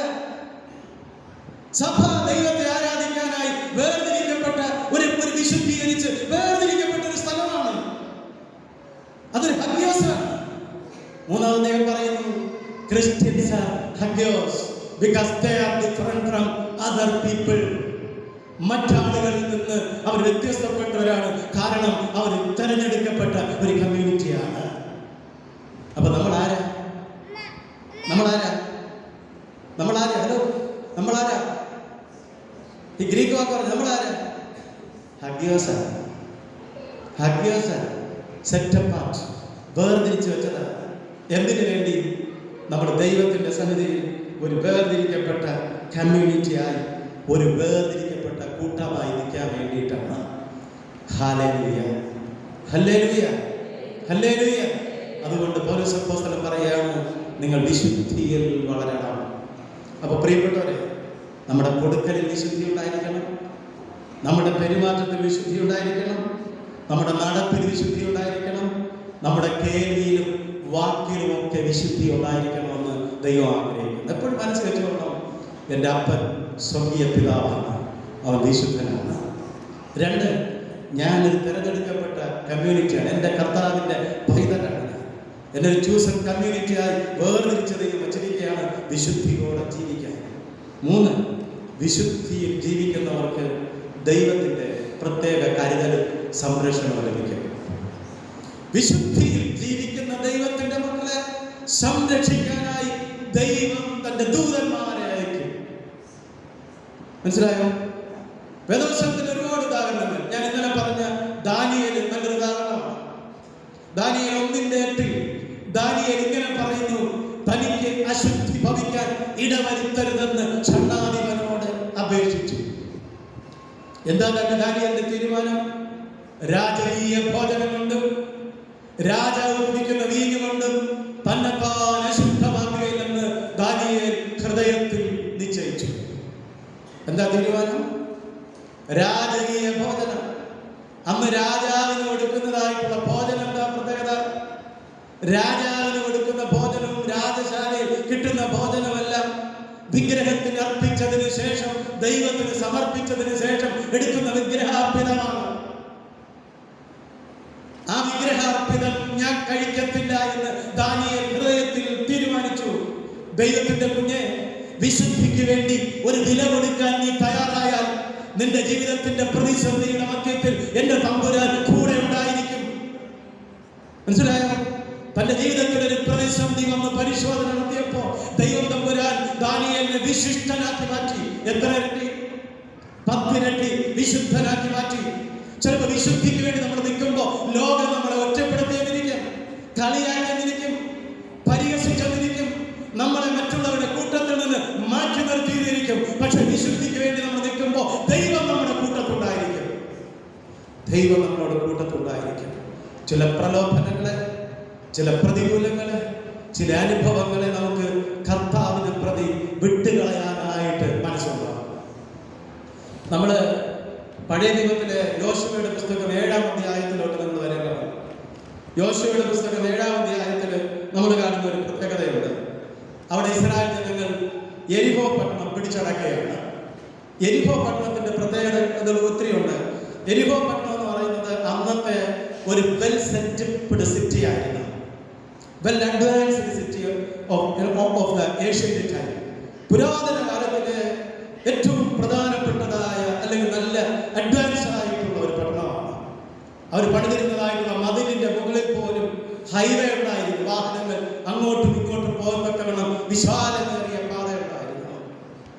ഈ പട്ടണത്തെ തോൽപ്പിക്കുക എന്ന് പറയുന്നത് വലിയ പ്രയാസമായിരുന്നു. ഇസ്രായേൽ ജനങ്ങളോട് ദൈവം പറഞ്ഞു, ഈ പട്ടണത്തെയും ഈ മതിലിനെയൊക്കെ ഞാൻ നിന്റെ കയ്യിൽ തന്നിരിക്കുകയാണ്. ഞാൻ പറയുന്നത് നീ ചെയ്താൽ മതി. ഈ മതിൽ വീഴും, ഇവിടെയുള്ള ജനങ്ങൾ നിനക്ക് കിട്ടും. പക്ഷേ ഇസ്രായേൽ ജനങ്ങള് വാഗ്ദത്ത നാട്ടിലേക്ക് പ്രവേശിക്കുമ്പോൾ ആദ്യം കീഴടക്കുന്നത് യെരിഹോ പട്ടണമാണ്. നിങ്ങൾ ശ്രദ്ധിക്കണം, ആദ്യം കീഴടക്കുന്നത് യെരിഹോ പട്ടണമാണ്. അതുകൊണ്ട് ദൈവം പറഞ്ഞു, ഈ യുദ്ധത്തിലെ മഹത്വം ഇത് നിങ്ങൾക്കുള്ളതല്ല, ഈ യുദ്ധത്തിലെ മഹത്വം എനിക്ക് തരണം. ദൈവത്തിന്റെ കുഞ്ഞെ, നമ്മുടെ ജീവിതത്തിൽ ഓർത്തുകൊള്ളണം, പലപ്പോഴും ജയിക്കാൻ ദൈവം നമ്മളെ സഹായിക്കുന്നുണ്ടെങ്കിൽ അതിന്റെ മഹത്വം മുഴുവനും ദൈവത്തിനുള്ളതാണ്. ദൈവം പറഞ്ഞ മഹത്വം എനിക്ക് തരണം. എല്ലാവരും പറഞ്ഞു, ഓക്കെ, ഞങ്ങൾ നിനക്ക് തരാറുണ്ട്. പക്ഷേ അവർ യുദ്ധത്തിന് പോയി. യെരിഹോ മതിലിന് ദൈവം കീഴടക്കി കൊടുത്തു. അങ്ങനെ അവർ ആ പട്ടണത്തിനകത്ത് കയറി അതിന് തീയിട്ട് ദൈവത്തിന് വേണ്ടി വഴിപാടായി അർപ്പിക്കപ്പെടുമ്പോൾ ആഹാൻ എന്ന് പറയുന്ന ഒരു മനുഷ്യൻ അവിടെയുള്ള വിശേഷ വസ്തുക്കൾ കണ്ട് ഇഷ്ടപ്പെട്ടിട്ട് ചിലതിനെ എടുത്തുകൊണ്ടുവന്ന് തന്റെ കൂടാരത്തിനകത്ത് കുഴിച്ചിട്ട് ഒന്നും അറിയാത്തവരെ പോലെ നേരെ വന്ന് സഭയുടെ മുമ്പിൽ നിൽക്കുകയാണ്. ഒന്നും ആരും പറഞ്ഞില്ല. അവൻ ചെയ്ത തെറ്റ് ആരും പറഞ്ഞില്ല. അത് കഴിഞ്ഞതിന് ശേഷം നമ്മൾ 7-ാം അധ്യായത്തിൽ കാണുന്നത് ഇസ്രായേൽ ജനം തൊട്ടടുത്ത് കിടക്കുന്ന ഒരു ചെറിയ പട്ടണം തോൽപ്പിച്ച് കീഴടക്കാൻ പോവുകയാണ്. ഹായി എന്ന് പറയുന്ന പട്ടണം. ആ പട്ടണം ഒരു ചെറിയ പട്ടണമാണ്. ആ പട്ടണത്തെ തോൽപ്പിക്കാനായിട്ട് യോദ്ധാക്കളായ എല്ലാവരും പോകേണ്ട കാര്യമില്ലെന്ന് യോശുവയ്ക്ക് തോന്നി. യോശുവ അതുകൊണ്ട് കുറച്ച് ആളുകളെയൊക്കെ പറഞ്ഞു ബാക്കിയുള്ളവർ വീട്ടിലിരിക്കാൻ പറഞ്ഞു. അന്ന് ഹായി പട്ടണക്കാരുടെ മുമ്പിൽ ഇസ്രായേൽ സൈന്യം തോറ്റു. അവരിലുണ്ടായിരുന്ന 36 പേർ മരണപ്പെടുവാനായി തോന്നുന്നു. യോശുവ ദൈവത്തിന്റെ മുമ്പിൽ കടന്ന് ദൈവത്തിന്റെ സന്നിധിയിൽ ചെന്നിരുന്ന് കരഞ്ഞ് ചോദിച്ചു, ദൈവമേ, എന്തിനാ നീ ഞങ്ങളെ ജാതികളുടെ മുമ്പിൽ പുറം കാട്ടുമാറാക്കിയത്? നീ എന്തിനാ ദൈവമേ ഈ യെരിഹോ പട്ടണം ഞങ്ങൾക്ക് തന്നിട്ട് ഈ ഹായി പട്ടണക്കാരുടെ മുമ്പിൽ ഞങ്ങൾ പരാജയപ്പെടാൻ കാരണമായി തരുന്നത്? ദൈവത്തിന്റെ സന്നിധിയിൽ നെടുമ്പാടകളെന്ന് വിലപിക്കുമ്പോൾ ദൈവം യോശുവയോട് പറഞ്ഞു, ഇസ്രായേൽ പാപം ചെയ്തിരിക്കുന്നു. ആരാ പാപം ചെയ്തത്? ആഹാൻ എന്ന് പറയുന്നത് തന്നെ. പക്ഷെ ദൈവം പറഞ്ഞു, ഇസ്രായേൽ പാപം ചെയ്തു. ഞാൻ നിങ്ങളെന്റെ വാക്കനുസരിക്കാത്തത് കൊണ്ട് എനിക്ക് നിങ്ങളുടെ കൂടെ ഇരിക്കാൻ പറ്റത്തില്ല. ഞാൻ നിങ്ങളെ സഹായിച്ചില്ല.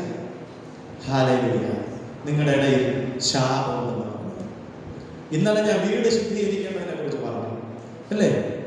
ഓർമ്മയുണ്ട്? ഇന്നലെ ഞാൻ വീട് ശുദ്ധീകരിക്കുന്നതിനെ കുറിച്ച് പറഞ്ഞു. വീട് മക്കൾ ഇവിടെ പറയുകയാണ്, ആ വീട്ടിലൊരു ശാപം കിടന്നു. ആ സഭയ്ക്കകത്തൊരു ശാപം കിടന്നു. ആ ശാപം കിടന്നത് കൊണ്ട് ദൈവത്തിന്റെ സംരക്ഷണം അവർക്ക് കിട്ടിയില്ല. അവർ ശത്രുവിന്റെ മുമ്പിൽ തോൽക്കാനിടയായി. ഇന്ന് രാത്രി ഇതൊക്കെ മനസ്സിലായിട്ടാണോ? നീ ശത്രുവിന്റെ മുമ്പ് തോക്കുന്നുണ്ടോ? നീ പ്രാർത്ഥിച്ചിട്ട് വിജയം വരുന്നില്ലയോ? കുടുംബത്തിനകത്ത് രക്ഷ വരുന്നില്ലയോ? തിരിഞ്ഞു നോക്കണം. ശാപം വല്ലതും കിടപ്പുണ്ടോ? ദൈവത്തിന് ഹിതമല്ലാത്തത് എന്തെങ്കിലും എൻ്റെ ജീവിതത്തിലുണ്ടോ? കർത്താവിന് എന്നെ സഹായിക്കാൻ കഴിയാത്ത വിധത്തിൽ എന്തെങ്കിലും ഉണ്ടോ എന്ന് ചോദിക്കണം.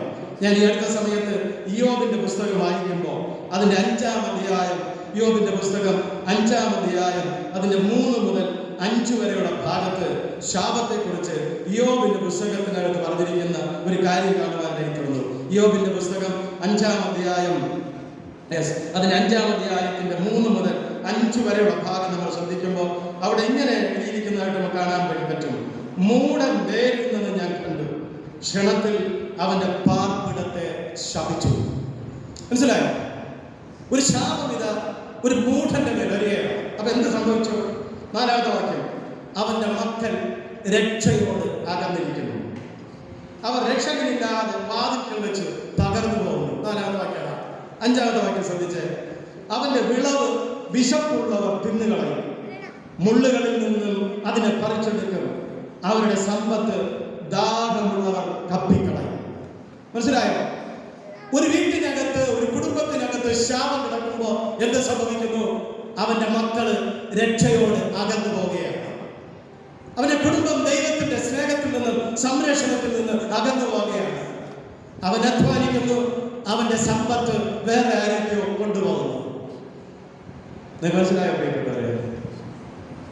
പ്രിയ ദൈവത്തിന്റെ കുഞ്ഞുങ്ങളെ, ആഹാൻ പാപം ചെയ്തപ്പോ ദൈവം പറഞ്ഞു, ഇസ്രായേൽ പാപം ചെയ്തിരിക്കുന്നു. ആ പാപം നിമിത്തം ദൈവത്തിന്റെ സംരക്ഷണം അവർക്ക് നഷ്ടമായി. അവർ ശത്രുവിന്റെ മുമ്പിൽ തോറ്റോടാനിടയായി. അവരുടെ പാപം അവർ ദൈവത്തിന്റെ സന്നിധിയിൽ ഏറ്റുപറഞ്ഞ് നിരപ്പ് പ്രാപിച്ചപ്പോ ആ ശത്രുവിന്റെ മേൽ അവർക്ക് ജയം ലഭിക്കാനായിട്ടിടയായി തീർന്നു. പ്രാർത്ഥിക്കുന്ന, ദൈവത്തെ ആരാധിക്കുന്ന, വിശുദ്ധ ജീവിതത്തിന് പ്രത്യേക പ്രാധാന്യം കൊടുക്കുന്ന ദൈവത്തിന്റെ പൈതലെ, നീ പ്രാർത്ഥിക്കുമ്പോൾ, നീ വിശുദ്ധിക്ക് വേണ്ടി പ്രാധാന്യം കൊടുക്കുമ്പോൾ നിന്നെ കാക്കാൻ ദൈവം തൻ്റെ ദൂതന്മാരെ അയക്കും. നിന്നെ കാക്കാൻ ദൈവം തൻ്റെ ദൂതന്മാരെ അയക്കും. ഈ കഴിഞ്ഞ 2 ദിവസത്തിന് മുമ്പ് കൊച്ചമ്മയോട് ഒരു സഹോദരി സാക്ഷ്യം പറഞ്ഞു. അവര് എൻ്റെ ഈ ചെറിയ സന്ദേശം, പ്രോമിസ് ഓഫ് ദ ഡേ എന്ന ഈ ചെറിയ സന്ദേശം എന്നും കേൾക്കുന്ന ഒരു സഹോദരിയാണ്. ആ സഹോദരി അടുത്ത സമയത്ത് ഒരു ഓപ്പറേഷന് വിധേയമാകേണ്ടി വന്നു. ബ്രസ്റ്റ് ഓപ്പറേഷന് വിധേയമായി. അവിടെ ഓപ്പറേഷൻ നടക്കുമ്പോൾ അവിടെ ബ്രസ്റ്റിൽ ഒരു മുഴയുണ്ടെന്ന് പറഞ്ഞാണ് ഓപ്പറേഷൻ ചെയ്യുന്നത്. പക്ഷെ ഓപ്പറേഷൻ ചെയ്യുമ്പോൾ ആ ബ്രസ്റ്റിനകത്ത് അതിനോട് ചേർന്ന് 10-12 മുഴകൾ. അതെല്ലാം എടുത്തു മാറ്റി. ഡോക്ടർമാർ പറഞ്ഞു ഇത് വർഷം കഴിയുമ്പോൾ ക്യാൻസർ മുഴയാവുമായിരുന്നു. ഏതായാലും ദൈവ കൃപയാൽ അവളെ രക്ഷിച്ചു. അവള് ഈ അത്യാഹിത ICU യൂണിറ്റിനകത്ത് കിടക്കുകയാണ് ഓപ്പറേഷൻ കഴിഞ്ഞ്. അപ്പോൾ എൻ്റെ ഈ സന്ദേശം അവൾ ആ മുറിക്കകത്ത് കേൾക്കുകയാണ്. താങ്ങുന്ന, കരുതുന്ന ദൈവത്തിൻ്റെ കരം കൂടെയുള്ളതിനെ കുറിച്ച് അവൾക്ക് വലിയൊരു ആശ്വാസമായി. അവൾ ഈ വചനം ചിന്തിച്ച് ആ ബെറ്റിൽ ഇങ്ങനെ ഒറ്റയ്ക്ക് കിടക്കുമ്പോൾ അവളെ ആരോ വന്ന് കെട്ടിപ്പുണരുന്ന ഒരനുഭവം. ആ സഹോദരി കൊച്ചമ്മയോട് പറയുകയാണ്, ആരോ വന്നെന്നെ കെട്ടിപ്പുണരുന്ന ഒരു അനുഭവം, ആരോ എന്നെ തൊട്ടു. കുറെ കഴിയുമ്പോൾ ആ സഹോദരി പറയുകയാണ്, ഒരു ചിറകടിക്കുന്ന ഒരു ശബ്ദം, അതിലൊരു ചിറക് എൻ്റെ ശരീരത്തോടുകൂടി തലോടുന്നത് പോലെ എനിക്ക് തോന്നാനിടയായി. എൻ്റെ അസുഖം മാറി, എനിക്ക് പൂർണ്ണ വിടുതലും സൗഖ്യവും കർത്താവ് തന്നു. ആശുപത്രിക്കകത്ത് എന്നെ തൊടാൻ, എന്നെ താങ്ങാൻ ദൈവം തന്നെ ദൂതനെ അയച്ചു. പ്രിയപ്പെട്ട ദൈവത്തിൻ്റെ കുഞ്ഞുങ്ങളെ, ആ സഹോദരി ഭയഭക്തിയോടെ ജീവിക്കുന്ന ഒരു സഹോദരിയാണ്. എനിക്കറിയാം, ആ സഹോദരി വളരെ ഭയഭക്തിയോടെ, വിശുദ്ധിയോടെ, ഹൃദയം കളങ്കമില്ലാതെ സൂക്ഷിക്കുന്ന ഒരു ദൈവവേദനാണ്. അവളെ സംരക്ഷിക്കാൻ, അവളെ തലോടാൻ ദൈവം തൻ്റെ ദൂതനെ അയക്കാനിടയായി. നീ വിശുദ്ധിയോടെ ജീവിച്ച, വിശുദ്ധിക്ക് പ്രാധാന്യം കൊടുത്ത ദൈവത്തിൻ്റെ ദൂതന്മാർ നിന്റെ കാലിൽ കല്ലിൽ തട്ടിപ്പോകാതെ കൈകളിൽ വഹിക്കും. നിന്നെ താങ്ങാനായി അവൻ്റെ ചിറകിൻ്റെ മറവിൽ അവൻ നിന്നെ മറയ്ക്കും. അതാണ് ദൈവത്തിൻ്റെ വചനത്തിൻ്റെ പ്രത്യേകത. എന്തുകൊണ്ട് വിശുദ്ധിയിൽ ജീവിക്കണം? വിശുദ്ധിയിൽ ജീവിക്കുന്ന ദൈവത്തിൻ്റെ മക്കൾക്ക് ദൈവത്തിൻ്റെ കരുതൽ ലഭിക്കും, പ്രൊട്ടക്ഷൻ ലഭിക്കും. ദൈവം അവരോട് കൂടെ ഇരിക്കും. അതിന് കാരണം ഞാൻ പ്രാരംഭത്തിൽ പറഞ്ഞു, നമ്മുടെ ദൈവം വിശുദ്ധനായ ദൈവമാണ്. ഹല്ലേലൂയ. 4, എന്തിനാ നമ്മൾ വിശുദ്ധിയിൽ ജീവിക്കണം? 4, ദൈവം വീണ്ടും വരുന്നത്, കർത്താവ് വീണ്ടും വരുന്നത് വിശുദ്ധരെ ചേർക്കാനാണ്. വിശുദ്ധരെ ചേർക്കാനാണ്. തനിക്കായി കാത്തു നിൽക്കുന്നവരുടെ പ്രത്യക്ഷതയ്ക്കായി പാപം കൂടാതെ അവൻ വീണ്ടും പ്രത്യക്ഷനാകും എന്ന് ദൈവത്തിൻ്റെ വചനം പഠിപ്പിക്കുകയാണ്.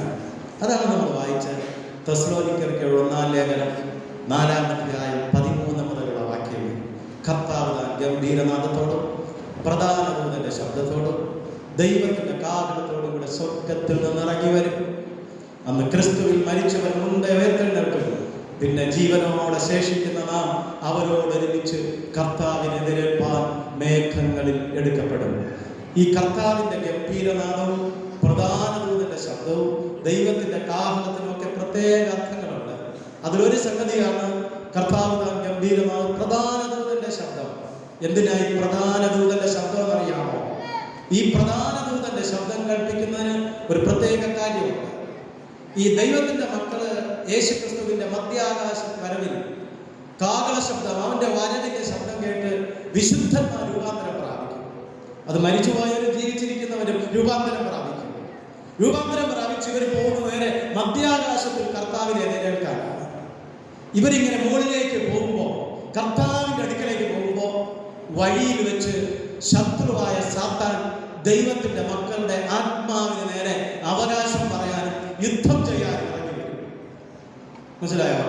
അങ്ങനെ യുദ്ധം ചെയ്യാൻ ഇറങ്ങി വരുമ്പോ അന്ന് ദൈവത്തിന്റെ മക്കൾക്ക് വേണ്ടി, വിശുദ്ധന്മാരുടെ ആത്മാക്കൾക്ക് വേണ്ടി യുദ്ധം ചെയ്യാനായി ഗബ്രിയേൽ തന്റെ കാഹളനാദം കേൾപ്പിക്കും. അന്ന് നമുക്ക് വേണ്ടി യുദ്ധം ചെയ്യാൻ 1000 ദൈവത്തിന്റെ ദൂതന്മാർ സ്വർഗത്തിൽ നിന്ന് ഇറങ്ങി വരും. എന്നിട്ട് നമ്മളെ അവന്റെ സംരക്ഷണയിൽ ഉയരത്തിലേക്ക് കൊണ്ടുപോകാനാണ് കർത്താവ് കാഹള ശബ്ദം കേൾപ്പിക്കുന്നത്. Hallelujah, hallelujah. അതുകൊണ്ട് പ്രിയപ്പെട്ടവരെ, യേശു ക്രിസ്തു വരാറായി. യേശു ക്രിസ്തുവിന്റെ വരവിന് വേണ്ടി ദൈവത്തിന്റെ സഭയെ ദൈവം ഒരുക്കിക്കൊണ്ടിരിക്കുകയാണ്. നിങ്ങൾ വിശുദ്ധിയോടെ ജീവിക്കുമെങ്കിൽ, വിശുദ്ധരെ ചേർക്കാൻ കർത്താവ് വരുമ്പോ ഞാൻ നിങ്ങളും വിശുദ്ധിയിൽ അവരെ ആരാധിപ്പാനായി വിശുദ്ധരായി എടുക്കപ്പെടും. എവിടെ മരിച്ചാലും ശരി, നല്ല അടക്കം കിട്ടിയില്ലെങ്കിലും ശരി, ആരും തിരിഞ്ഞു നോക്കിയില്ലെങ്കിലും ശരി, പ്രിയ ദൈവത്തിന്റെ കുഞ്ഞുങ്ങളെ, ആരൊക്കെ എത്ര സ്തുതി പാടിയാലും ശരി, അവനവൻ ശരീരത്തിലിരിക്കുമ്പോൾ ചെയ്തത് നല്ലതാകിലും തീയതാകിലും അതിന് തക്കവണ്ണേ കിട്ടുള്ളൂ. കേട്ടോ? ഞാൻ വന്ന് നല്ലവനെന്ന് പറഞ്ഞാലും ശരി, നല്ലവളെന്ന് പറഞ്ഞാലും ശരി, അന്ന് അർത്ഥമൊന്നുമില്ല. പിന്നെ നമ്മുടെ ഇതൊക്കെ പറയുന്നത് എന്തെന്ന് വെച്ചാൽ, ജീവിച്ചിരിക്കുന്ന ആളുകൾ, വീട്ടുകാർക്കുണ്ട്, അവർക്ക് ചെറിയ ആശ്വാസം കിട്ടട്ടെ എന്ന് പറഞ്ഞാണ് അച്ഛന്മാരൊക്കെ ഇതൊക്കെ പറയുന്നത്. പക്ഷെ വീട്ടുകാർക്കറിയാം ഇവരൊക്കെ എങ്ങനെ ജീവിച്ചിരുന്നു എന്നുള്ളത്. Hallelujah, hallelujah. അപ്പൊ 4 കാര്യങ്ങൾക്ക് വേണ്ടിയിട്ടാണ് നമ്മൾ വിശുദ്ധിയോടെ ജീവിക്കേണ്ടത്. 1, എന്താ കാരണം വിശുദ്ധിയോടെ ജീവിക്കണം? ഗോഡ്സ് നേച്ചർ, അല്ലെ? ദൈവത്തിന്റെ സ്വഭാവമാണ് വിശുദ്ധി. 2, നമ്മളൊരു തെരഞ്ഞെടുക്കപ്പെട്ട ചൂസൻ കമ്മ്യൂണിറ്റിയാണ്. 3, ദൈവത്തിന്റെ പ്രൊട്ടക്ഷൻ ലഭിക്കുന്നത് വിശുദ്ധർക്കാണ്. 4, വിശുദ്ധരെ ചേർക്കാനാണ് കർത്താവ് വീണ്ടും വരുന്നത്. അപ്പൊ ഒരു ചോദ്യം കൂടി ഇതിനകത്തുണ്ട്. എങ്ങനെ വിശുദ്ധരാക്കാം? എങ്ങനെ വിശുദ്ധരാക്കാം? ചിലരൊക്കെ പറയുന്നത് അറിയാമോ? നല്ലത് ചെയ്ത് ചെയ്ത് ചെയ്ത് ചെയ്ത് ഒരു ദിവസം നല്ലവനായി തീരാനാണ്. അങ്ങനെ ആരെങ്കിലും നല്ലവരായി തീർന്നിട്ടുണ്ടോ നിങ്ങളുടെ ആരെങ്കിലും? എനിക്ക് അവരുടെ സാക്ഷി എനിക്ക് കേട്ടാൽ കൊള്ളാമെന്നുണ്ട്. അങ്ങനെ ആരെങ്കിലും ഉണ്ടോ? ഈ നല്ലത് ചെയ്ത് ചെയ്ത് ചെയ്ത് അവസാനം നല്ലവരായി തീർന്ന ആരെങ്കിലും ഉണ്ടോ? ഉണ്ടോ? അങ്ങനെ പ്രിയപ്പെട്ടവരെ, ആർക്കും നല്ലത് ചെയ്ത് ചെയ്ത് ചെയ്ത് ഒടുവിൽ നല്ലവനാകാൻ പറ്റത്തില്ല. ഞാനൊരു ഒരു അവൻ എന്നുള്ള പേര് എന്താണ് പുല്ലിംഗ പദം, അല്ലേ? അത് ഉപയോഗിക്കുന്നതെന്ന് പറഞ്ഞ് വിഷമിക്കണ്ട. സ്തോത്രം. അങ്ങനെ നല്ലവരായി നല്ലവരായി നല്ലത് ചെയ്ത് ചെയ്ത് ചെയ്ത് ചെയ്ത് ഒരു ദിവസം നല്ലവനാകാൻ പറ്റത്തില്ല. കൊടുത്ത് കൊടുത്ത് കൊടുത്ത് കൊടുത്ത് കൊടുത്ത് ഒരു ദിവസം നല്ലവനാകാം എന്ന് പറഞ്ഞാൽ പറ്റത്തില്ല. ഈ ലോകത്തിൽ മനുഷ്യന്റെ നീതി പ്രവർത്തികളെല്ലാം കറപുരണ്ട തുണി പോലെയാണ്. അവന്റെ പ്രവർത്തികൾ കൊണ്ട് ഒരിക്കലും ദൈവത്തിന്റെ സന്നിധിയിൽ വിശുദ്ധരാകാൻ സാധ്യമല്ല. വേദപുസ്തകം നമുക്ക് നൽകിയിരിക്കുന്ന ഒരൊറ്റ മറുപടിയുണ്ട്: യേശു ക്രിസ്തുവിന്റെ രക്തം സകല പാപവും പോക്കി നമ്മെ ശുദ്ധീകരിക്കുന്നു. യേശു ക്രിസ്തുവിന്റെ രക്തത്തിന് മാത്രമേ നമ്മൾ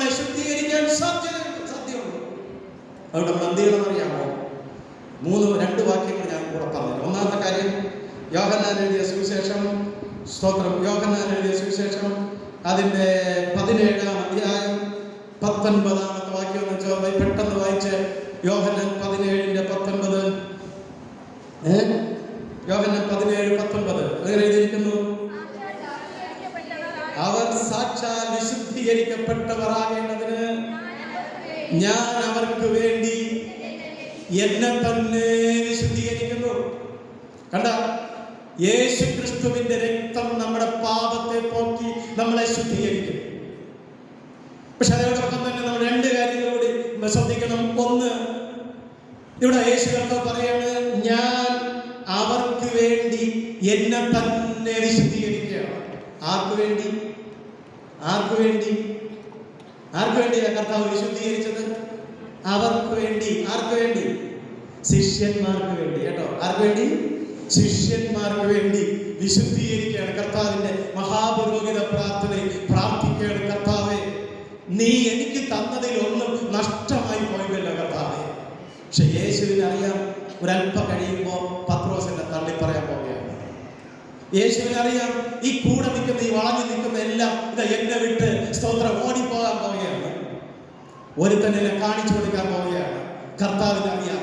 അതുകൊണ്ട് കർത്താവ് ദൈവസന്നിധിയിൽ, പിതാവിന്റെ സന്നിധിയിൽ മുട്ടുകുത്തി പറയാണ്, കർത്താവേ, നീ ഇവരെ സാക്ഷാൽ വിശുദ്ധീകരിക്കപ്പെട്ടവരാകേണ്ടതിന് ഞാൻ അവർക്ക് വേണ്ടി എന്നെ തന്നെ വിശുദ്ധീകരിക്കുന്നു എന്ന് പറഞ്ഞാൽ, ഇന്ന് രാത്രി നമ്മളിവിടെ ദൈവത്തിന്റെ വചനം കേൾക്കുകയാണ്.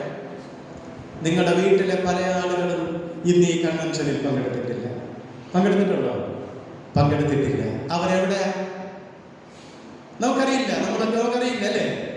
അവരെവിടെയോ ജോലിക്ക് പോയിരിക്കാം, വേറെ എന്തെങ്കിലും കാര്യങ്ങളിലായിരിക്കാം, യാത്രയിലായിരിക്കാം. പക്ഷെ ദൈവത്തിന്റെ വചനം കേൾക്കുന്ന നമ്മള് ഈ രാത്രി പ്രാർത്ഥിക്കുകയാണ്, കർത്താവേ, എന്റെ ഭർത്താവിനെ നീ രക്ഷിക്കണമേ, വിശുദ്ധീകരിക്കണമേ. എന്റെ മകനെ, എന്റെ മകളെ, എന്റെ മക്കളെ കർത്താവേ നീ വിശുദ്ധീകരിക്കണമേ. അപ്പൊ ഞാൻ എന്റെ ഭർത്താവിന് വേണ്ടി, എന്റെ ഭാര്യയ്ക്ക് വേണ്ടി, എന്റെ മക്കൾക്ക് വേണ്ടി ഞാൻ എന്ത് ചെയ്യാണ്? പള്ളിയിൽ വന്നിരുന്ന് ഞാൻ എന്ത് ചെയ്യാണ്? ഞാൻ എന്നെ തന്നെ വിശുദ്ധീകരിക്കുകയാണ്. ഞാൻ എന്നെ തന്നെ വിശുദ്ധീകരിക്കുകയാണ്. പ്രിയപ്പെട്ടവരെ, നിങ്ങൾ കുറച്ചുകൂടി മനസ്സിലാകണമെങ്കിൽ ഇയ്യോബിനെ നിങ്ങൾ ശ്രദ്ധിക്കണം. ഇയ്യോബ് തന്റെ 10 മക്കൾക്ക് വേണ്ടി അവരെല്ലാവരും മക്കളും അവരുടെ മൂത്ത മകന്റെ വീട്ടിൽ വട്ടം കൂടി തിന്നുകുടിച്ച് അവരിങ്ങനെ ആഘോഷിച്ച് അവർ വീട്ടിലേക്ക് വരുമ്പോ ഈ 10 മക്കളെയും വിളിച്ചുകൊണ്ട് ഇയ്യോബ് നേരെ പള്ളിയിൽ പോകുമായിരുന്നു. ഇന്ന് പള്ളിയൊന്നുമില്ല എങ്കിൽ ഞാൻ പറയണം, പള്ളിയിൽ പോകുമായിരുന്നു. അവിടെ കൊണ്ടുവന്നിട്ട് ദൈവത്തിന്റെ സന്നിധിയിൽ ഒരു വഴിപാട് അർപ്പിക്കും. കർത്താവേ, കഴിഞ്ഞ ദിവസം എന്റെ മക്കളെല്ലാം കൂടി മൂത്ത മകന്റെ വീട്ടിൽ ഒരുമിച്ച് കൂടി തിന്നുകുടിച്ചു. അവർ തെറ്റെന്തെങ്കിലും ചെയ്തോ എന്ന് എനിക്കറിയത്തില്ല. ദൈവമേ, എന്റെ കുഞ്ഞുങ്ങളെ ക്ഷമിക്കണമേ, അവരെ വിശുദ്ധീകരിക്കണേ. ഒരപ്പന്റെ ഉത്തരവാദിത്വം കണ്ടോ? ഒരപ്പൻ ചെയ്തത് കണ്ടോ? തന്റെ മക്കൾക്ക് വേണ്ടി ദൈവത്തിന്റെ ആലയത്തിൽ വന്നിരുന്ന് അവർക്ക് വേണ്ടി തന്നെ തന്നെ വിശുദ്ധീകരിച്ച് ദൈവത്തിന്റെ സന്നിധിയിൽ വഴിപാടർപ്പിച്ച് അവരോട് ക്ഷമിക്കണമേ എന്ന് മധ്യസ്ഥ പ്രാർത്ഥന നടത്തുന്ന ഒരപ്പൻ. മാതാപിതാക്കളായ നമുക്ക് കഴിയുന്നുണ്ടോ നമ്മുടെ മക്കൾക്ക് വേണ്ടി ഇടിവിൽ നിന്ന് കരയാൻ, അവിടെ മടങ്ങി വരവിന് വേണ്ടി, അവിടെ വിശുദ്ധീകരണത്തിന് വേണ്ടി, അവിടെ മാനസാന്തരത്തിന് വേണ്ടി പ്രാർത്ഥിക്കാനായിട്ട് നമുക്ക് കഴിയുന്നുണ്ടോ? യേശു കർത്താവ് പറഞ്ഞു, ശിശുക്കളെ എൻ്റെ അടുക്കൽ കൊണ്ടുവരികയും അവിടെ തടുക്കരുത്. നമ്മുടെ മക്കളെ യേശുവിൻ്റെ അടുക്കൽ കൊണ്ടുവരണം. നമ്മുടെ മക്കളെ യേശുവിൻ്റെ അടുക്കൽ കൊണ്ടുവരണം. ഹല്ലേലൂയ. കഴിഞ്ഞ ദിവസം ഞാൻ ഒരാളോട് സംസാരിക്കുമ്പോൾ ഞാനിങ്ങനെ പല കാര്യങ്ങളൊക്കെ സംസാരിക്കുന്നത് പറഞ്ഞു. സ്തോത്രം. ഒരു മകന് പല ആളുകളും വിചാരിക്കുന്നത് മക്കൾക്ക് MBBS ഒക്കെ അഡ്മിഷൻ കിട്ടിക്കഴിഞ്ഞാൽ ഓക്കെ എല്ലാം ആയെന്നാണ്. മക്കൾക്ക് എഞ്ചിനീയറിംഗ് അഡ്മിഷൻ കിട്ടിയാൽ വലിയ സന്തോഷമാണ്. പക്ഷെ അദ്ദേഹം പറഞ്ഞിങ്ങനെയാണ്, ഒരു മകനും മകൾക്കോ MBBS-നോ എഞ്ചിനീയറിംഗിനോ അതെല്ലാം അഡ്മിഷൻ കിട്ടുന്നത് കൊണ്ട് കാര്യം തീരുന്നില്ല, തുടങ്ങുന്നതേ ഉള്ളൂ. എന്താണെന്നറിയാമോ? +2 വരെ നമ്മുടെ വീട്ടിനകത്ത് അപ്പന്റെ അമ്മയുടെ നിയന്ത്രണത്തിനകത്ത് വളർന്ന മക്കളാണ്. MBBS-നും എഞ്ചിനീയറിംഗിനും അഡ്മിഷൻ കിട്ടുമ്പോൾ അവർ പോകുന്നത് സ്വതന്ത്രമായ ഒരു ലോകത്തിലേക്കാണ്. അവരുടെ കയ്യിൽ വില കൂടിയ മൊബൈലുണ്ട്. അവരെ നിയന്ത്രിക്കാനായി ആരുമില്ല. ആ കുഞ്ഞിനു വേണ്ടി വീട്ടിനകത്തിരുന്ന് വിശുദ്ധീകരിക്കാനും കരയാനും കഴിയാത്ത അപ്പൻ്റെ അമ്മയുടെയും മക്കള് എഞ്ചിനീയറിംഗും ഡോക്ടർ പഠനവും കഴിഞ്ഞ് പുറത്തു വരുമ്പോൾ മദ്യത്തിനും ലഹരി പദാർത്ഥങ്ങൾക്കും അടിമപ്പെട്ടവരായിട്ടാണ് വരുന്നത്. കരയട്ടെ, വിശുദ്ധീകരിക്കട്ടെ, ദൈവത്തിൻ്റെ കരങ്ങളിൽ ഏൽപ്പിക്കട്ടെ. ദൈവത്തിൻ്റെ കുഞ്ഞെ, ദൈവത്തിൻ്റെ വചനം പറയുകയാണ്, നീ ദൈവത്തിൻ്റെ സന്നിധിയിൽ കരയണം, ഉപവസിക്കണം, പ്രാർത്ഥിക്കണം.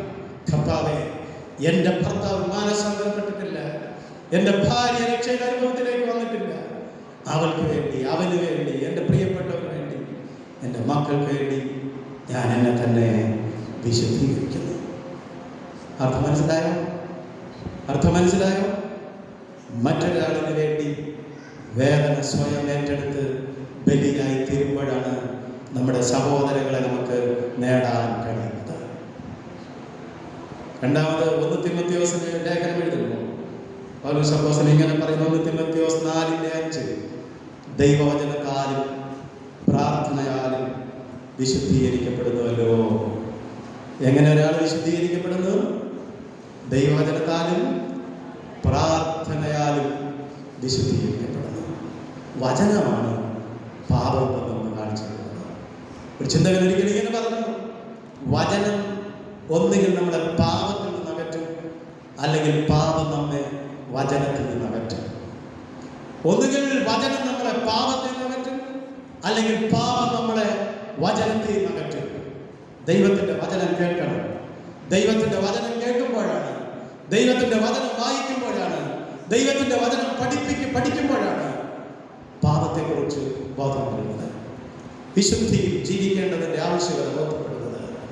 അങ്ങനെ വിശുദ്ധിയിൽ വളരാൻ ദൈവത്തിൻ്റെ വചനം നമ്മളെ ആഹ്വാനം ചെയ്യുകയാണ്. Hallelujah, hallelujah. അപ്പൊ ഇവിടെ നമ്മൾ അവസാനിപ്പിക്കുകയാണ്. ബാക്കിയുള്ള 3 കാര്യങ്ങളിൽ നമ്മൾ ഇന്ന് രാത്രി വരുന്നില്ല. പ്രിയപ്പെട്ട സഹോദരങ്ങളെ, ഈ 64ാമത് സഭാദിന കൺവെൻഷൻ കഴിഞ്ഞ് മടങ്ങിപ്പോകുമ്പോൾ ഒരു വിശുദ്ധീകരിക്കപ്പെട്ട കമ്മ്യൂണിറ്റിയായി ജീവിക്കാൻ തീരുമാനമെടുക്കാമോ? നമ്മുടെ ജീവിതത്തിൽ വന്നുപോയ കുറവുകൾ ഏറ്റുപറയാമോ? കഴിഞ്ഞകാല പരാജയങ്ങൾ ഏറ്റുപറയാമോ? കർത്താവ് നൽകുന്ന വിശുദ്ധിക്കായി പ്രാർത്ഥിക്കാമോ? കർത്താവേ, നിന്റെ രക്തത്താൽ കഴുകണമെന്ന് പറയാമോ? ദൈവത്തിൻ്റെ വചനത്തിൽ പൗലോസ് അപ്പോസ്തലൻ പറയുന്നു, നമ്മളെക്കുറിച്ചുള്ള ദൈവത്തിൻ്റെ ഇഷ്ടം എന്താണ്? എന്താ നമ്മളെക്കുറിച്ചുള്ള ദൈവത്തിൻ്റെ ഇഷ്ടം? നമ്മളെക്കുറിച്ചുള്ള ദൈവത്തിൻ്റെ ഇഷ്ടം വിശുദ്ധീകരണമാണ്. നിങ്ങൾ വിശുദ്ധിയെ തികയ്ക്കണം എന്നാണ്. നമുക്ക് എഴുന്നേൽക്കാം, പ്രാർത്ഥിക്കാം. പാട്ടുകാരൻ ഇങ്ങനെ പറയുന്നു, വിശുദ്ധിയെ തികച്ചു നാം ഒരുങ്ങി നിൽക്കാൻ പ്രിയ വരവിന് താമസം ഏറെയില്ല എന്നാണ്. നമുക്ക് ചേർന്ന് പാടാമോ? വിശുദ്ധിയെ തികച്ചു നാം ഒരുങ്ങി നിൽക്കാൻ പ്രിയൻ വരവിന് താമസം ഏറെയില്ല. വിശുദ്ധിയെ തികച്ചു നാം ഒരുങ്ങി നിൽക്കാൻ പ്രിയൻ വരവിന് താമസം ഏറെയില്ല. തന്റെ വാഗ്ദത്തങ്ങൾ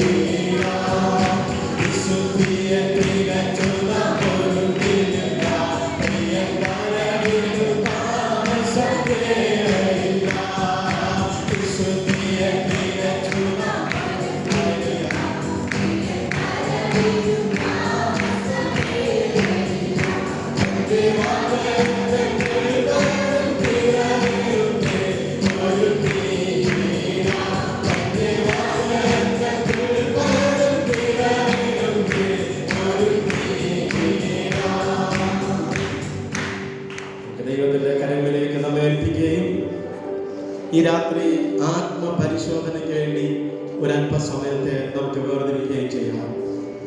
ഈ 64ാമത് സഭാവാർഷിക കൺവെൻഷനിൽ ദൈവത്തിന്റെ പരിശുദ്ധാത്മാവ് കഴിഞ്ഞ 2 രാത്രിയിലും ഇന്ന് രാത്രിയിലും നമ്മോട് ഇടപെടുകയായിരുന്നു. ദൈവത്തിന് ചിലത് നമ്മളോട് പറയാനുണ്ടായിരുന്നു. അത് ഈ രാത്രി നമ്മൾ പ്രാർത്ഥനാപൂർവ്വം കേൾക്കുകയായിരുന്നു. ദൈവത്തിന്റെ ഇഷ്ടമോ നമ്മുടെ ശുദ്ധീകരണം തന്നെയാണ്. ദൈവം നമ്മെ അശുദ്ധിക്കല്ല വിശുദ്ധീകരണത്തിനത്രേ വിളിച്ചത്. അതുകൊണ്ട് തന്നെ നാം വിശുദ്ധീകരണത്തിലും അതുപോലെ തന്നെ നമ്മുടെ ജീവിതത്തിന്റെ ശുദ്ധീകരണത്തിലൂടെ നമ്മുടെ പാത്രങ്ങളെ പാത്രങ്ങളെ നേടിക്കൊള്ളണമെന്ന് പൗലോസ് അപ്പോസ്തലന്റെ വാക്കുകളിലൂടെ പരിശുദ്ധാത്മാവ് ഈ രാത്രി നമ്മളോട് സംസാരിക്കാനിടയായി. പ്രിയപ്പെട്ടവരെ, നമ്മെ തന്നെ വിശുദ്ധീകരിപ്പാൻ, വിശുദ്ധ ജീവിതത്തിന് വേണ്ടി ഒരു സമർപ്പണം, ഒരു തീരുമാനം, ഒരു സമർപ്പണം ഇന്ന് രാത്രി നമുക്ക് ചെയ്യുവാനായിട്ട് കഴിയുമോ? ഹല്ലേലൂയ. ഞാനും നിങ്ങളും സ്വർഗത്തിലെ പിതാവിന്റെ മക്കളാണ്. നമ്മുടെ സ്വർഗീയ പിതാവിന്റെ സ്വഭാവമാണ് വിശുദ്ധി എന്ന് പറയുന്നത്. ഹല്ലേലൂയ. അവൻ നമ്മെ ഒരു വേർതിരിക്കപ്പെട്ട കമ്മ്യൂണിറ്റിയായി ഈ പ്രദേശത്ത് മാറ്റിയിരിക്കുകയാണ്. ഹല്ലേലൂയ.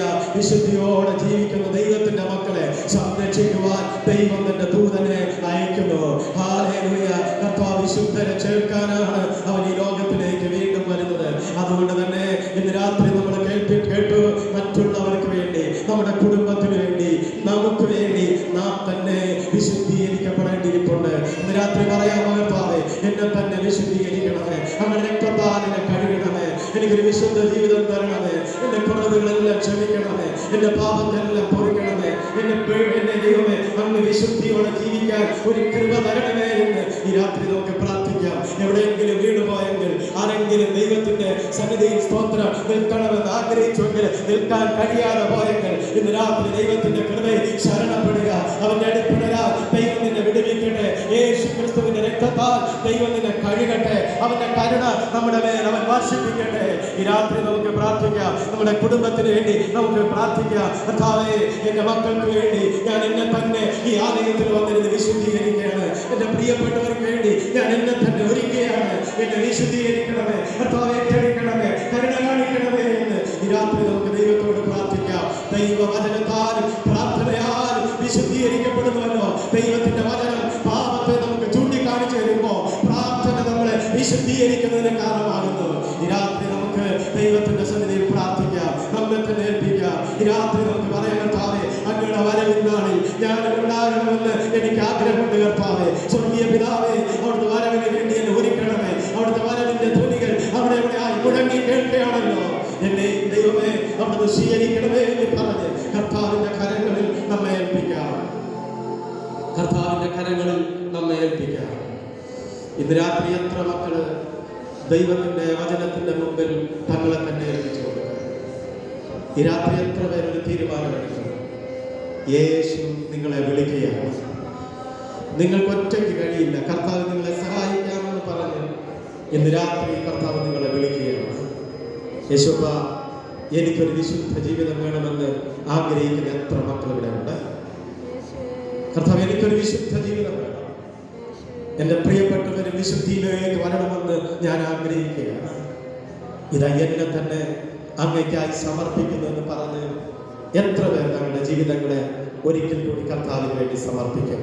പല പ്രാവശ്യം സമർപ്പിച്ചവരായിരിക്കും. ഇന്ന് രാത്രി കുറവുകളെ ഉണർന്നുകൊണ്ട് യേശുവിന്റെ സന്നിധിയിൽ ഒന്നുകൂടി സമർപ്പിക്കാം. നമ്മുടെ നെഞ്ചോട് ചേർത്ത് നമ്മുടെ വലത് കരം വയ്ക്കാം. എന്നിട്ട് പറയാമോ, കർത്താവേ, ഇന്ന് രാത്രി എന്നെ തന്നെ ഇതാ അങ്ങയുടെ കരങ്ങളിലേക്ക് സമർപ്പിക്കുന്നു. എനിക്കൊരു വിശുദ്ധ ജീവിതം വേണമെന്നുണ്ട്. ഞാൻ അതിനു വേണ്ടി ആഗ്രഹിക്കുകയാണ്. എന്റെ ഹൃദയത്തിലേക്ക് വരണമേ, വിശുദ്ധിയോടെ ജീവിക്കാൻ ഒരു കൃപ തരണമേ. മറ്റുള്ളവർക്ക് വേണ്ടി എന്നെ തന്നെ വിശുദ്ധീകരിച്ച് ഇടവിൽ നിന്ന് മധ്യസ്ഥയാൻ എനിക്കൊരു കൃപ തരണമേ കർത്താവേ. എന്നെ ഇതാ സമർപ്പിക്കുന്നെന്ന് പറഞ്ഞ് യേശുവിന്റെ കരങ്ങളിൽ സമർപ്പിക്കാം.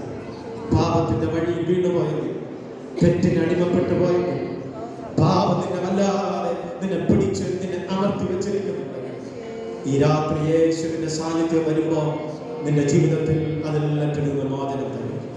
കഴിഞ്ഞകാല പാപങ്ങളെ ക്ഷമിക്കും, കുറവുകളെ ക്ഷമിക്കും. ഒരു പുതിയ ദൈവ പൈതലായി, ഒരു പുതിയ വ്യക്തിയായി ജീവിക്കാൻ കർത്താവ് കൃപ തരും. ഈ രാത്രി നിങ്ങൾക്ക് വേണ്ടി ഞാൻ ദൈവത്തോട് പ്രാർത്ഥിക്കുകയാണ്.